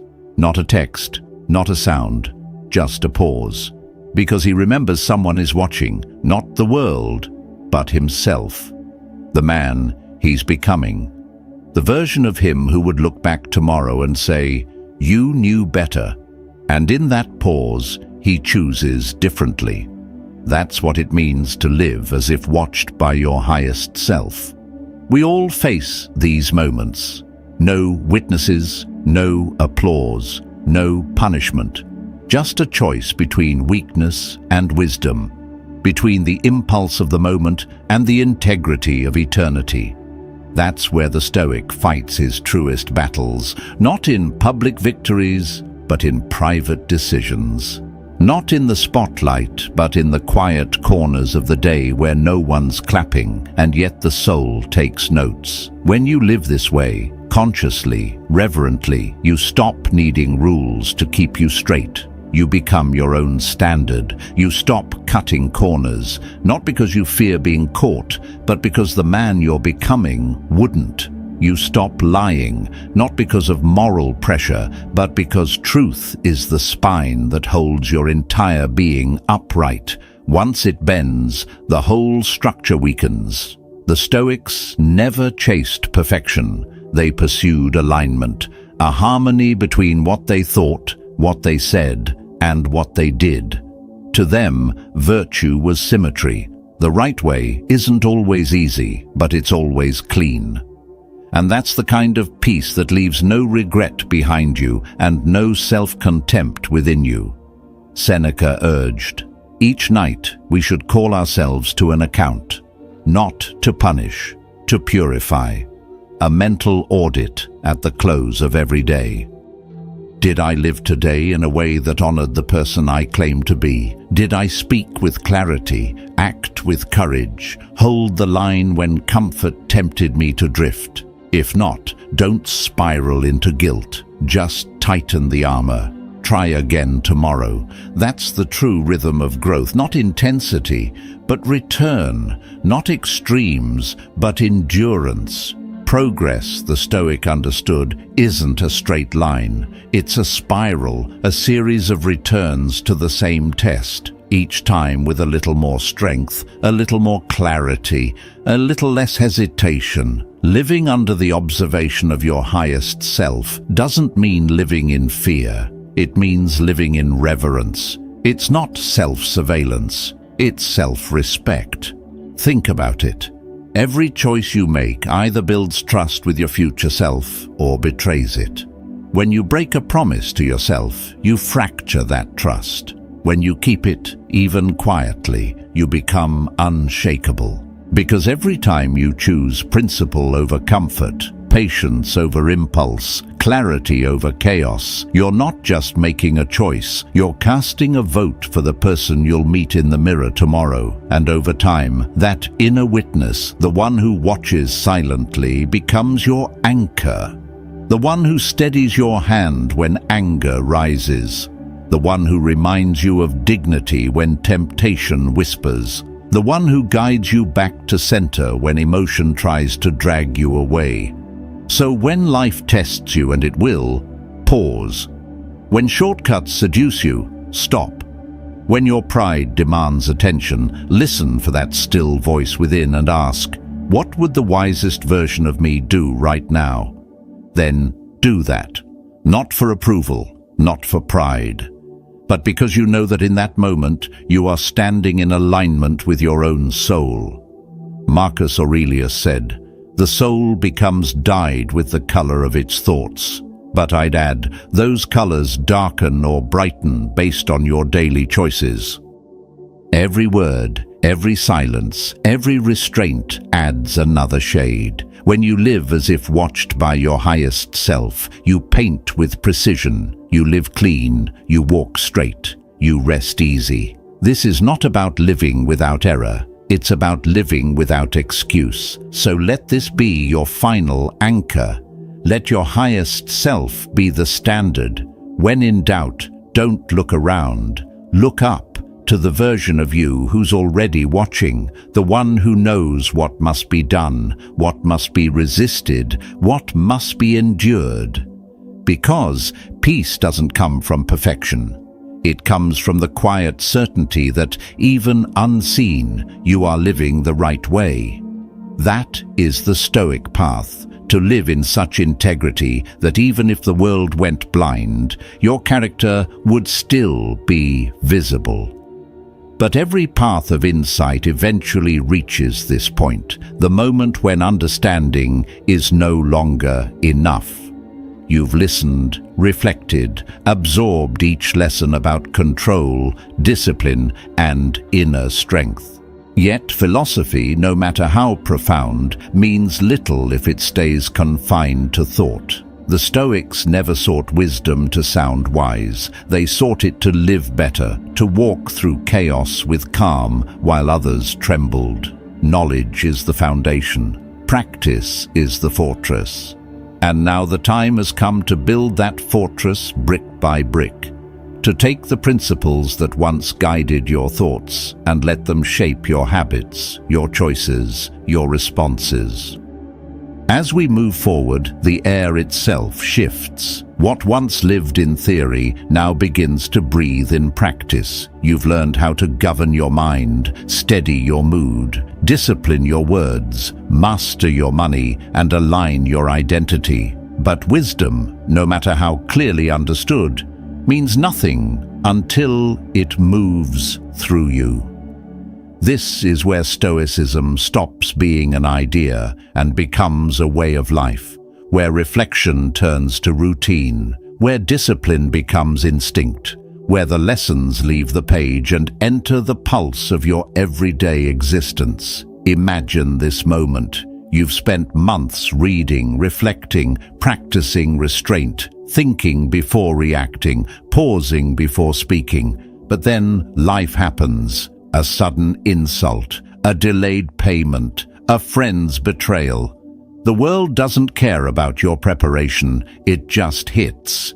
In that instant, all your lessons hang in the balance. Will they hold, or will you crumble? This is where most people lose ground.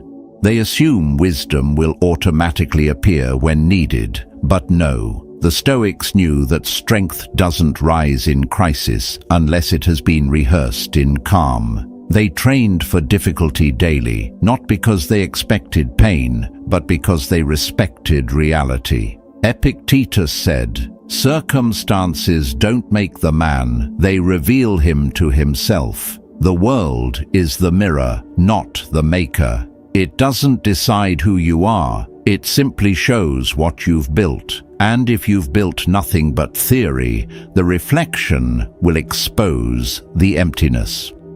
So let's begin this next journey, the journey from reflection to resilience, from principles on paper to principles in flesh. Let me share a story. There was a man named Adrian, a craftsman in a small coastal town. Every morning before sunrise, he would walk to his workshop and begin shaping wood into furniture. His work wasn't glamorous, but it was precise. He sanded edges until they were soft enough for a child's hand. He carved lines until they aligned perfectly with the grain. People used to ask him, "Why do you spend so much time on what no one will see?" He'd smile and say, "Because the unseen holds the whole together." One day, a great storm struck. The wind tore roofs from homes. Waves swallowed the docks. Chaos filled the streets. But when the storm passed, people noticed something strange. Of all the furniture in the market, only Adrian's tables stood intact. Not because of luck, but because of alignment. His precision had become his protection. He didn't build differently during the storm. He built with discipline before it came. That's the lesson. Life will always test your craftsmanship. Your principles are only as strong as your practice. And your practice must be daily, deliberate, invisible to the world, but essential to the structure of your soul. So how do you start building this way? The Stoics left us a blueprint. They called it premeditation malform, the premeditation of adversity. Before each day begins, imagine the difficulties that could come, the insult, the delay, the temptation, not to summon fear, but to train for composure. Marcus Aurelius began every morning this way. "You will meet the ungrateful, the arrogant, the deceitful," he wrote, "not as complaint, but as rehearsal. The man who expects difficulty doesn't collapse under it. He stands ready." This is where the true Stoic separates from the talker. While others wake seeking comfort, the Stoic wakes seeking command. He doesn't ask for an easy day. He asks for the strength to meet whatever comes with clarity. Every moment becomes a repetition in the gym of the mind. Every frustration, a weight. Every silence, a stretch. Every delay, a chance to test patience. Through that practice, he no longer prays for calm seas. He learns to steer through storms. But let's go deeper. Beyond preparing for hardship lies something rarer, the art of welcoming it. The Stoics didn't just endure challenges. They embraced them. They called it amor fati, the love of fate. It means to look at each event, no matter how unwanted, and whisper, "This too is part of the plan." Not fate as punishment, but as partnership. Every inconvenience becomes a forge. Every loss becomes a sculptor. Every failure becomes a teacher shaping the steel of your spirit. Seneca wrote, "Fire tests gold, adversity tests the brave, and gold never resents the flame." It knows that heat doesn't destroy, it refines. When you begin to think this way, you stop asking, "Why me?" and start saying, "Train me." You stop resisting pain as an intruder and start recognizing it as an instructor. This shift in perspective is where peace begins, not because life gets easier, but because you stop fighting what's meant to grow you. Let's make it practical. Every day, choose one moment to practice Stoic strength in real time. When frustration rises, breathe and stay silent. When someone disrespects you, observe before replying. When plans fall apart, stand still and adjust. These aren't small acts, they're sacred ones. Each time you choose discipline over impulse, you deposit into the account of your character. Over time, those deposits compound into serenity. And here's something few people realize: your calm is contagious. The Stoic doesn't just steady himself, he steadies the room. He becomes the center of gravity others lean toward when the world starts shaking. Marcus Aurelius never raised his voice in battle. Epictetus, though enslaved, radiated composure. Their strength was silent, but it shaped empires. Now imagine that level of presence in your life. Imagine walking into chaos without losing your ground. Imagine facing uncertainty and feeling no panic. Imagine being so anchored in discipline that no insult, no loss, no outcome can pull you off balance. That's not fantasy. That's the natural result of daily training. So as we continue this path, remember this: philosophy isn't about withdrawal. It's about warfare, the quiet, internal kind. You don't study Stoicism to escape the world. You study it to master your participation in it. You don't read for calm. You train for command. Every day offers a new battlefield, a conversation that tests your patience, a setback that tests your courage, a temptation that tests your integrity. These aren't interruptions, they're invitations to practice, to choose your higher self again and again until it's no longer a choice, it's your nature. And when that happens, you'll finally understand the purpose behind all this discipline. It was never about control, it was about freedom, the kind of freedom that no one can give or take away, the freedom of a mind that has rehearsed for reality and now walks through it, unshaken. This is where the work becomes real, where the lessons move from thought into life, where knowledge transforms into power, not loud, not showy, but steady, invisible, and absolute. Now, let's step deeper into this training, into the discipline that turns philosophy into force. Advancing further into the practice, this is where your strength begins to show, not in theory, not in calm reflection, but in conflict, in tension, in the moments when silence becomes the hardest thing to hold. You've learned to control your first response, but now you must learn to master your second, the one that comes after silence, when the mind starts whispering, say something, prove yourself, defend your worth. This is where most people lose control. They mistake noise for presence, reaction for confidence, and speech for power. But the Stoic knows that words, once released, can never return. And silence, when chosen with purpose, carries more force than argument ever could. Now imagine this. You're in a conversation that turns sharp. Someone crosses a line. Their tone digs, their words provoke.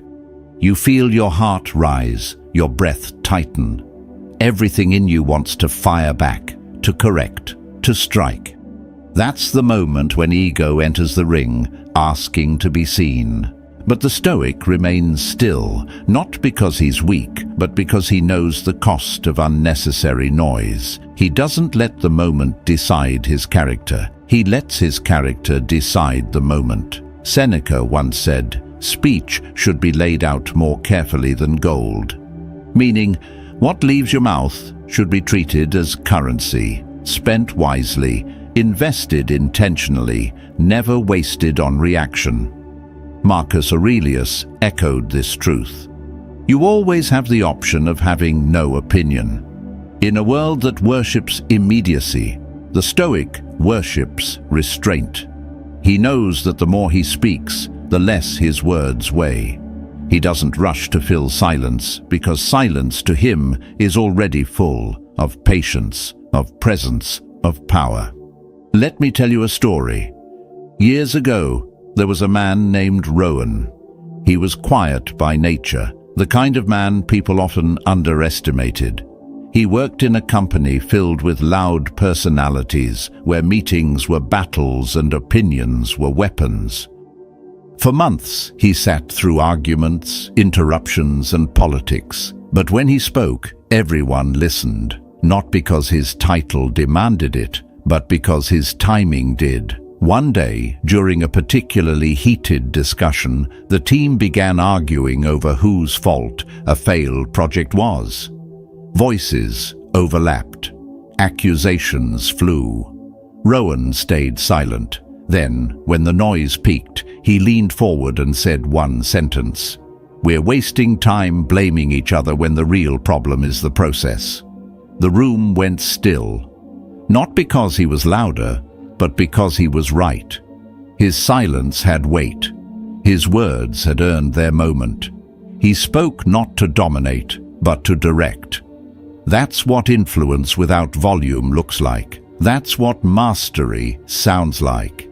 Here's the paradox. The one who needs to prove his strength has none. The one who can stay silent already owns the room. The Stoic doesn't hold his tongue because he fears conflict. He holds it because he understands that power without control is chaos, and chaos never wins in the long run. To him, speech is not release, it's responsibility. Every word either builds his fortress or breaks it, so he builds carefully. But this discipline doesn't happen by accident. It begins with a decision to speak less, but mean more. To let silence become a strategy, not an escape. The Stoic doesn't use silence as avoidance. He uses it as alignment, a moment to measure intent before action. He asks 3 questions before speaking. Is this necessary? Is it true? Will it help? If the answer is no, he saves his breath.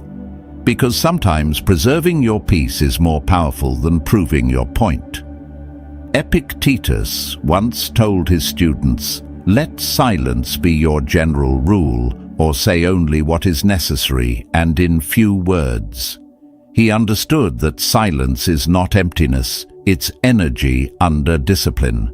It's a sword kept in its sheaths until the right moment. And when it's drawn, it cuts clean.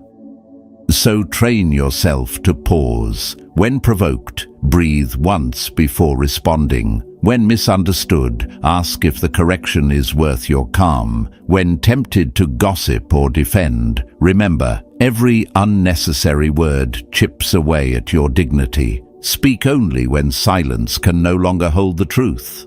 That is the measure of mastery. You'll notice something when you live this way.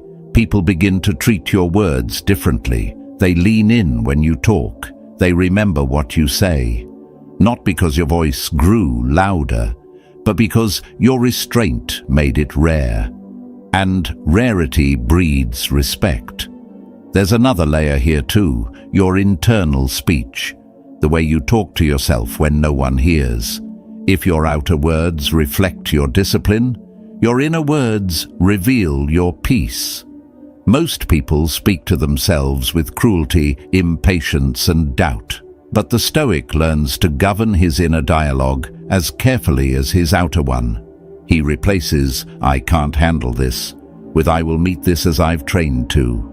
He changes "why me" to "for me." And in that quiet recalibration, his mind becomes an ally instead of an adversary. The real battle for speech is not in conversations with others, it's in conversations with yourself. Because if you can't control the tone of your inner voice, your outer one will always betray you. So begin there. Practice silence within before you command it without. And remember this, stillness doesn't mean submission. Silence doesn't mean surrender. To remain composed when insulted, to stay measured when provoked, to let fools exhaust themselves while you remain anchored, that is Stoic strength in motion. So the next time someone tests your calm, don't ask, "What do they deserve?" Ask, "Who do I want to be in this moment?" Then act as that person would. Because the world may never know what you chose not to say, but your soul will. And that is enough. From this point forward, let your speech become an extension of your virtue. Speak rarely. Speak clearly. Speak only when silence fails. And when you do, let your words carry the weight of a man who has mastered not just his tongue, but his entire being. Now that you've learned to command your words, it's time to command something even more unpredictable, your emotions. Because while silence guards your peace, emotion often threatens to steal it. Let's explore how to transform feelings from enemies into allies. Moving deeper into this discipline, this is where most people stumble, not because they lack knowledge, but because they lack rhythm. The mind can learn, the tongue can be tamed, but emotion demands structure. You cannot fight chaos with force. You must anchor it with ritual. Because willpower fades, but routine endures. And the Stoics understood this long before modern thinkers gave it a name. They knew that if you wait until you feel calm to act wisely, you'll never act at all. Now imagine this. You wake up one morning and something already feels off. The room is quiet, but your chest is heavy. Nothing bad has happened, yet irritation hums beneath the surface. You spill your coffee, traffic slows, someone's tone rubs you the wrong way. Before the sun has reached its peak, your mood has already written the story of your day. You don't control it, it controls you. That is how most people live. They treat emotion like weather, unpredictable, untamable, something to endure rather than direct. But the Stoic sees it differently. He knows the weather outside is less important than the climate within. and the climate is built day by day through small rituals that align the mind before the world can disturb it. Epictetus said, "No man is free who is not master of himself." And mastery doesn't come from force, it comes from preparation. You cannot argue your way out of a storm. You build shelter before it arrives. That's what ritual is, shelter for the soul. Discipline turned into daily rhythm. A way of saying, before the world speaks to me, I will decide the tone of my day. Let me share a story. There was a woman named Lyra, an architect, a mother, and by all appearances, composed. But inside, she was constantly on edge. Deadlines, clients, the endless stream of small demands, each one chipped away at her patience until she felt like she was always one step away from snapping. She thought her problem was time. In truth, it was rhythm. Every morning she began in reaction. Alarm, phone, email, news. Chaos entered before consciousness did. Then one day, after a particularly stressful week, she came across a passage from Marcus Aurelius. At dawn, when you rise unwillingly, let this thought be present. I am rising to do the work of a human being. It struck her not as motivation, but as method, so she tried something new. Before touching her phone, she stood barefoot on her balcony for 1 minute. Just one. She breathed deeply and said 3 words, I am steady. Then she named what she felt, tired, anxious, hopeful, without judgment, just awareness.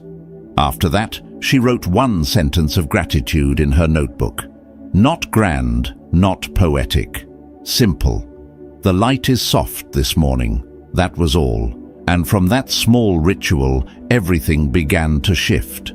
She didn't eliminate stress. She changed her stance toward it. She no longer started her day chasing calm. She built it. This is the Stoic way, not perfection, but preparation, not control through suppression, but through alignment. Marcus Aurelius wrote his meditations not to impress others, but to prepare his mind for battle. He listed the types of people he would meet each day, not to judge them, but to train himself not to be disturbed by them. That was his morning armor. He knew that you can't expect serenity from an untrained mind. You must create the structure that holds it. So how do we do the same?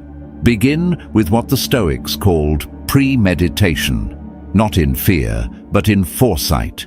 Each morning, imagine what might go wrong, the delay, the criticism, the misunderstanding. Then decide, before it happens, how you will meet it, with patience, with reason, with grace.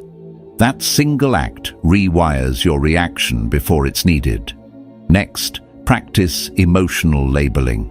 When you feel anger, say, "This is anger." When fear appears, whisper, "This is fear." In naming it, you separate from it.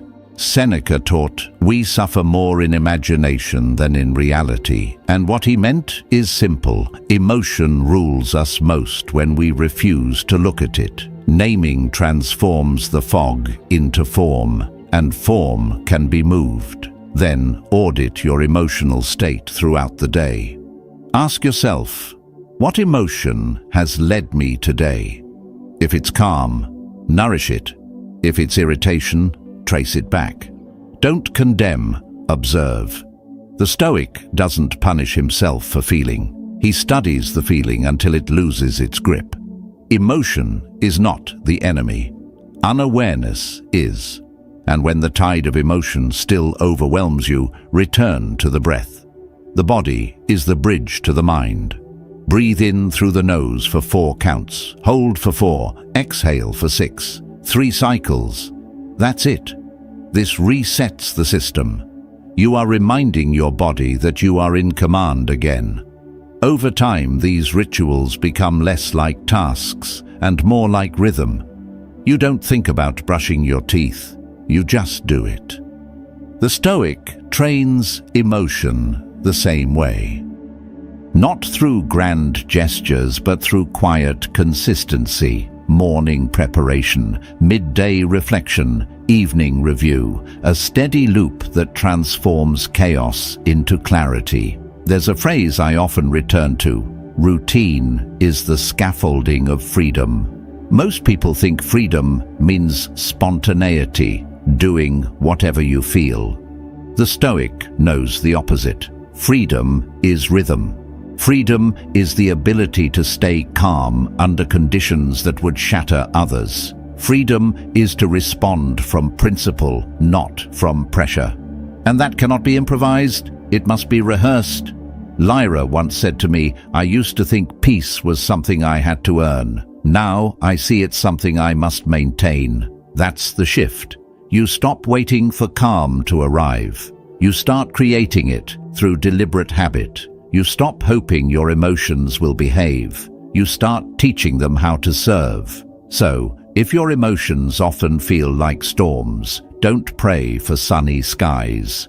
Build your lighthouse. One ritual, one breath, one deliberate pause at a time, because storms will always come. The question is whether they'll find you unprepared or anchored. And when you learn to anchor your emotions, when calm becomes your rhythm instead of your reward, then you begin to understand real power, the kind that no circumstance can take.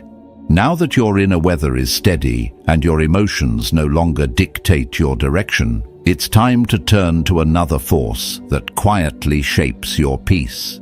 The way you handle your resources, your relationship with what the world calls wealth. Advancing further, this is where philosophy meets the tangible world, the space where your thoughts turn into transactions, where your discipline either builds your freedom or buys your cage. We often speak of peace as if it's a purely spiritual pursuit, but the truth is, much of your peace depends on how you handle what passes through your hands. Money is not evil, and it's not divine. It's neutral until it reflects your character. To the undisciplined, it becomes a master. To the Stoic, it becomes a mirror. Now imagine this. It's the end of a long week. You're tired, drained, scrolling through endless offers that promise comfort. A sale pops up, a luxury that whispers, "You've earned this." You swipe your card. For a few minutes, you feel in control again, until the calm fades and the weight returns. Not from the cost, but from the quiet, knowing that you didn't buy an item. You bought escape. You traded discipline for distraction. That's not wealth. That's dependency in disguise. The Stoics never obsessed over money, yet they understood it deeply. Epictetus said, "Wealth consists not in having great possessions, but in having few wants, because the one who cannot govern desire will spend his life enslaved to it." True wealth is not what fills your account, it's what frees your mind. Marcus Aurelius lived as emperor, surrounded by gold, yet slept on simple beds. Seneca, though rich, wrote that luxury corrupts when it softens the will. They all agreed on one thing: comfort is not freedom. Control is. Let me tell you a story.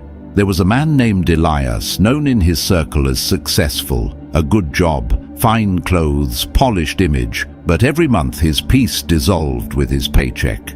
His lifestyle rose faster than his discipline. He bought things not because he loved them, but because they made silence more bearable. Every purchase was a way to outrun discomfort, a temporary high masking a deeper hunger.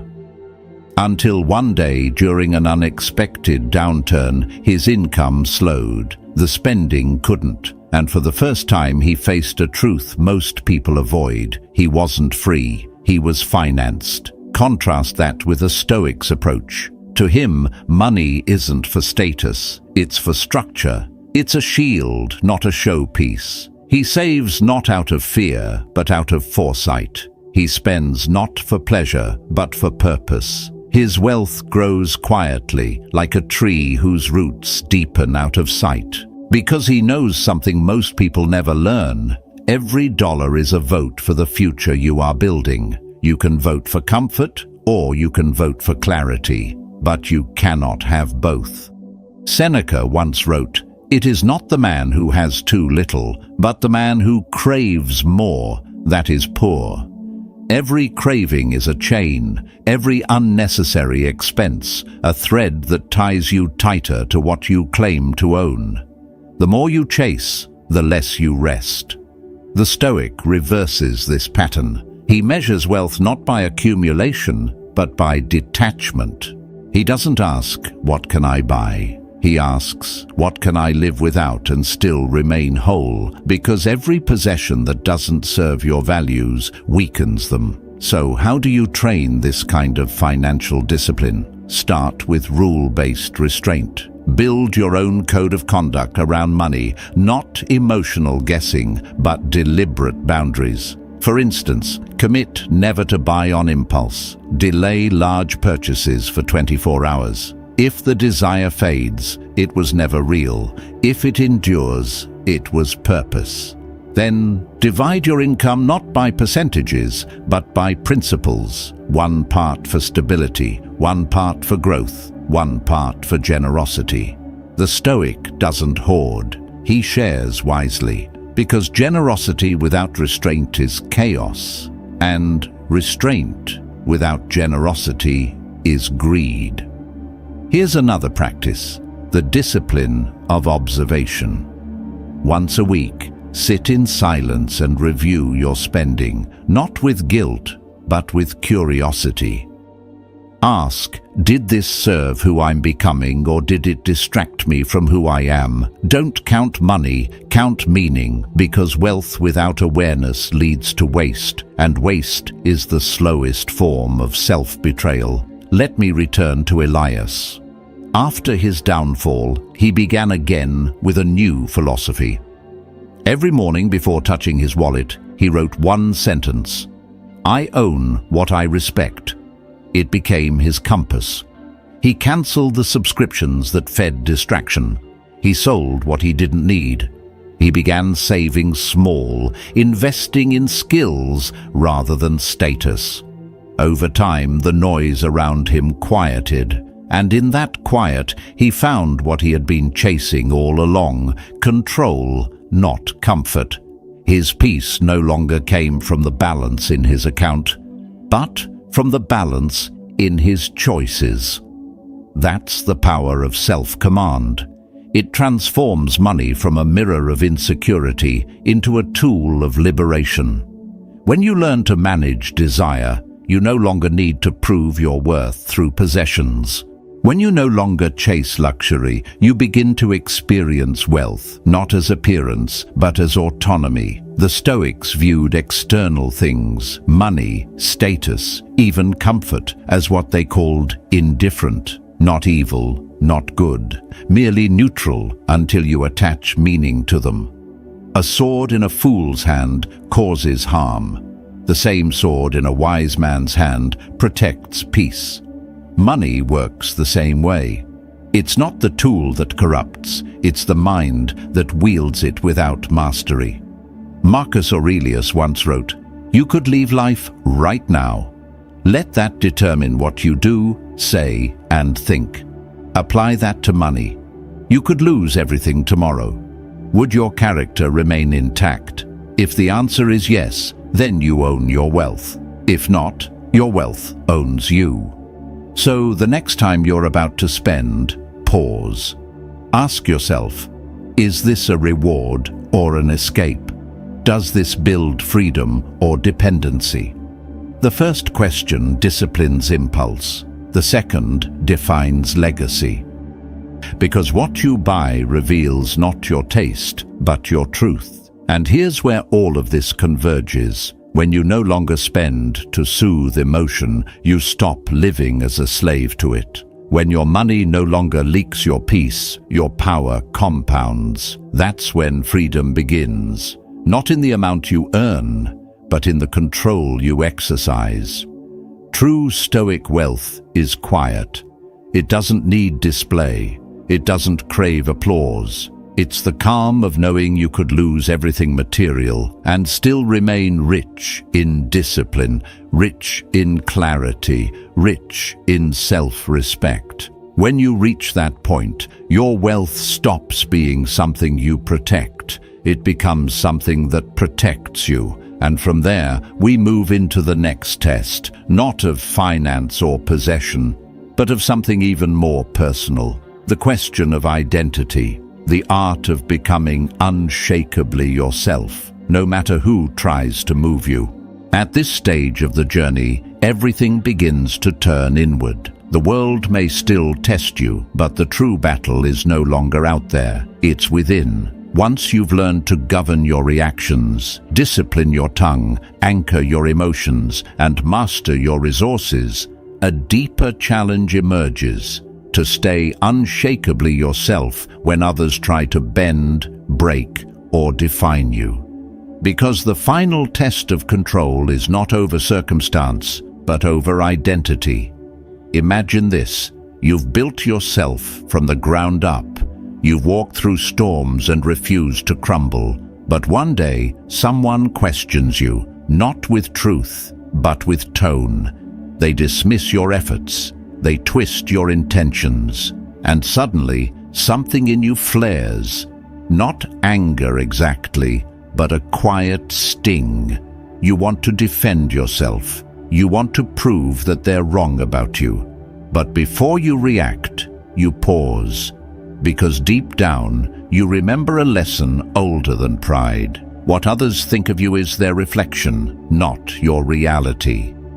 And defending your worth to someone who cannot see it is like explaining light to a man who's never opened his eyes. Seneca said, "He who is everywhere is nowhere," meaning the more you spread yourself across others' expectations, the further you drift from your center. The Stoic doesn't move according to opinion. He moves according to principle. He lives aligned, not approved. And in a world built on noise and validation, that kind of calm is rebellion. Let me tell you about a man named Victor. For years, he was the reliable one, the fixer, the helper, the one who said yes when everyone else said no. His friends loved him for it. His boss exploited it. But Victor felt proud of being needed until one day his health broke under the weight of his own compliance. He realized something most people never confront. When you spend your life proving your goodness, you end up serving everyone except your soul. So he made a decision that scared him. He stopped explaining. He stopped defending. He stopped giving to people who only took. At first, they called him cold, distant, selfish. But over time, he discovered a quiet truth. When you no longer need to be understood, you become free. The people who once controlled his mood lost their grip. Not because they changed, but because he no longer needed their approval to exist. That is the power of inner alignment. The Stoic knows that identity built on perception will always crumble, but identity built on values can weather any storm. Marcus Aurelius reminded himself of this every morning. Be content to live the smallest part of yourself as if it were the whole. He meant, if all the world sees is one act, one sentence, one response, let that small piece still reflect the entirety of your integrity, because character is not proven by performance. It's revealed by consistency. You see, most people try to find themselves through change. They chase reinvention, new versions, constant rebranding. But the Stoic doesn't need a new version of himself. He needs a truer one. His evolution isn't about becoming someone else. It's about removing everything that isn't him. Ego, fear, comparison, approval. Layer by layer, he sheds what the world taught him to be until only the essential remains. Epictetus said, "First say to yourself what you would be, and then do what you have to do, not what others expect, not what's convenient, what you must do." Identity to the Stoic isn't found in comfort. It's forged in decision. Every choice is a brick, every boundary a beam, every moment of restraint another layer in the structure of self-respect. Here's something few people realize. Integrity has a frequency. You can feel it. You can see it in how a man carries himself, how he speaks when no one agrees, how he holds the same posture in silence that he holds in applause. That's what real power looks like, not dominance, but dignity. It doesn't need validation to exist. It doesn't seek recognition. It radiates without announcement. Let's take this further. There will be times when people mistake your calm for indifference, your silence for weakness, your distance for pride. Let them. The Stoic doesn't waste energy correcting misperception. He understands that perception lives in others. It's outside his control.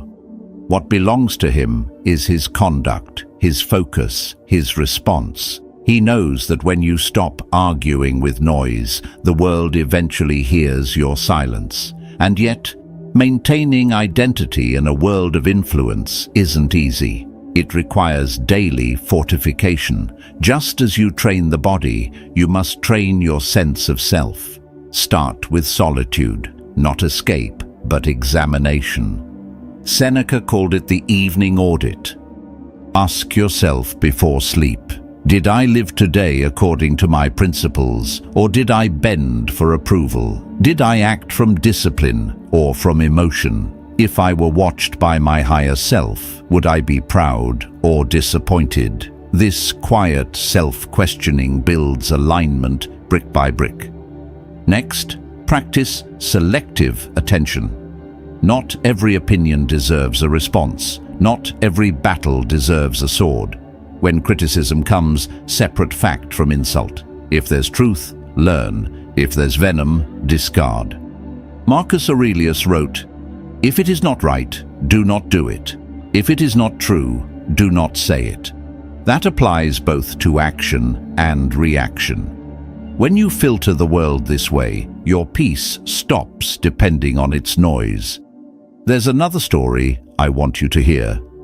A sculptor once spent years carving a statue that no one valued.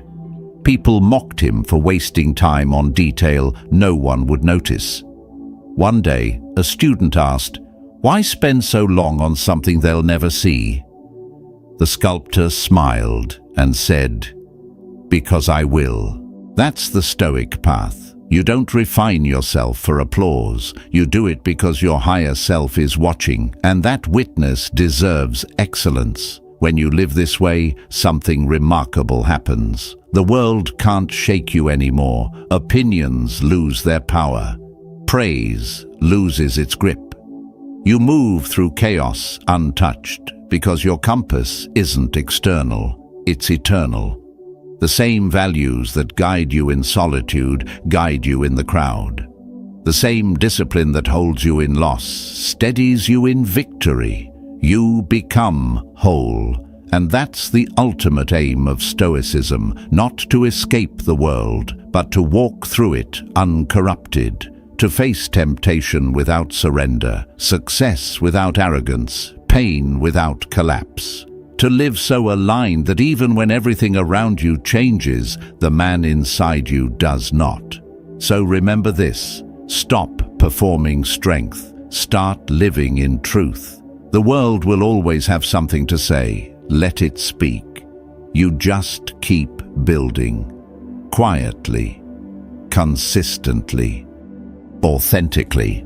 Because in the end, the one who needs no audience to live with integrity is the one who truly understands what freedom means. And as you stand firm in that identity, calm, clear, and unshaken, something begins to happen. Your life stops feeling like resistance. It starts feeling like mastery. You no longer chase the right way, you become it. Let's gather everything you've learned and bring it home. What if the real war was never out there, but always within? What if strength was never about control over others, but about calm command of yourself? The Stoics knew this truth. Power is not loud. It doesn't beg to be seen. It reveals itself in the pause before a reaction, in the restraint before a word, in the decision to stay grounded when chaos tries to pull you apart. Every time you hold your tongue instead of lashing out, you rise. Every time you choose patience over pride, you grow. And every time you act from principle instead of emotion, you build something no storm can take from you. That is inner power. Quiet, steady, unbreakable. Let your discipline be your protection. Let your calm be your quiet rebellion. And when the world tempts you to react, to rush, to explain, remember this simple truth. Your higher self is always watching. Speak, think, and act in a way that would make that version of you proud. If this message spoke to you, take a moment to subscribe and stay close to this path of growth. Each new lesson will meet you where you are and help you go further than you thought you could. And if something within you awakened today, write it in the comments. Inner power. Keep walking the path. Keep training the calm. The next step is waiting, and it might be the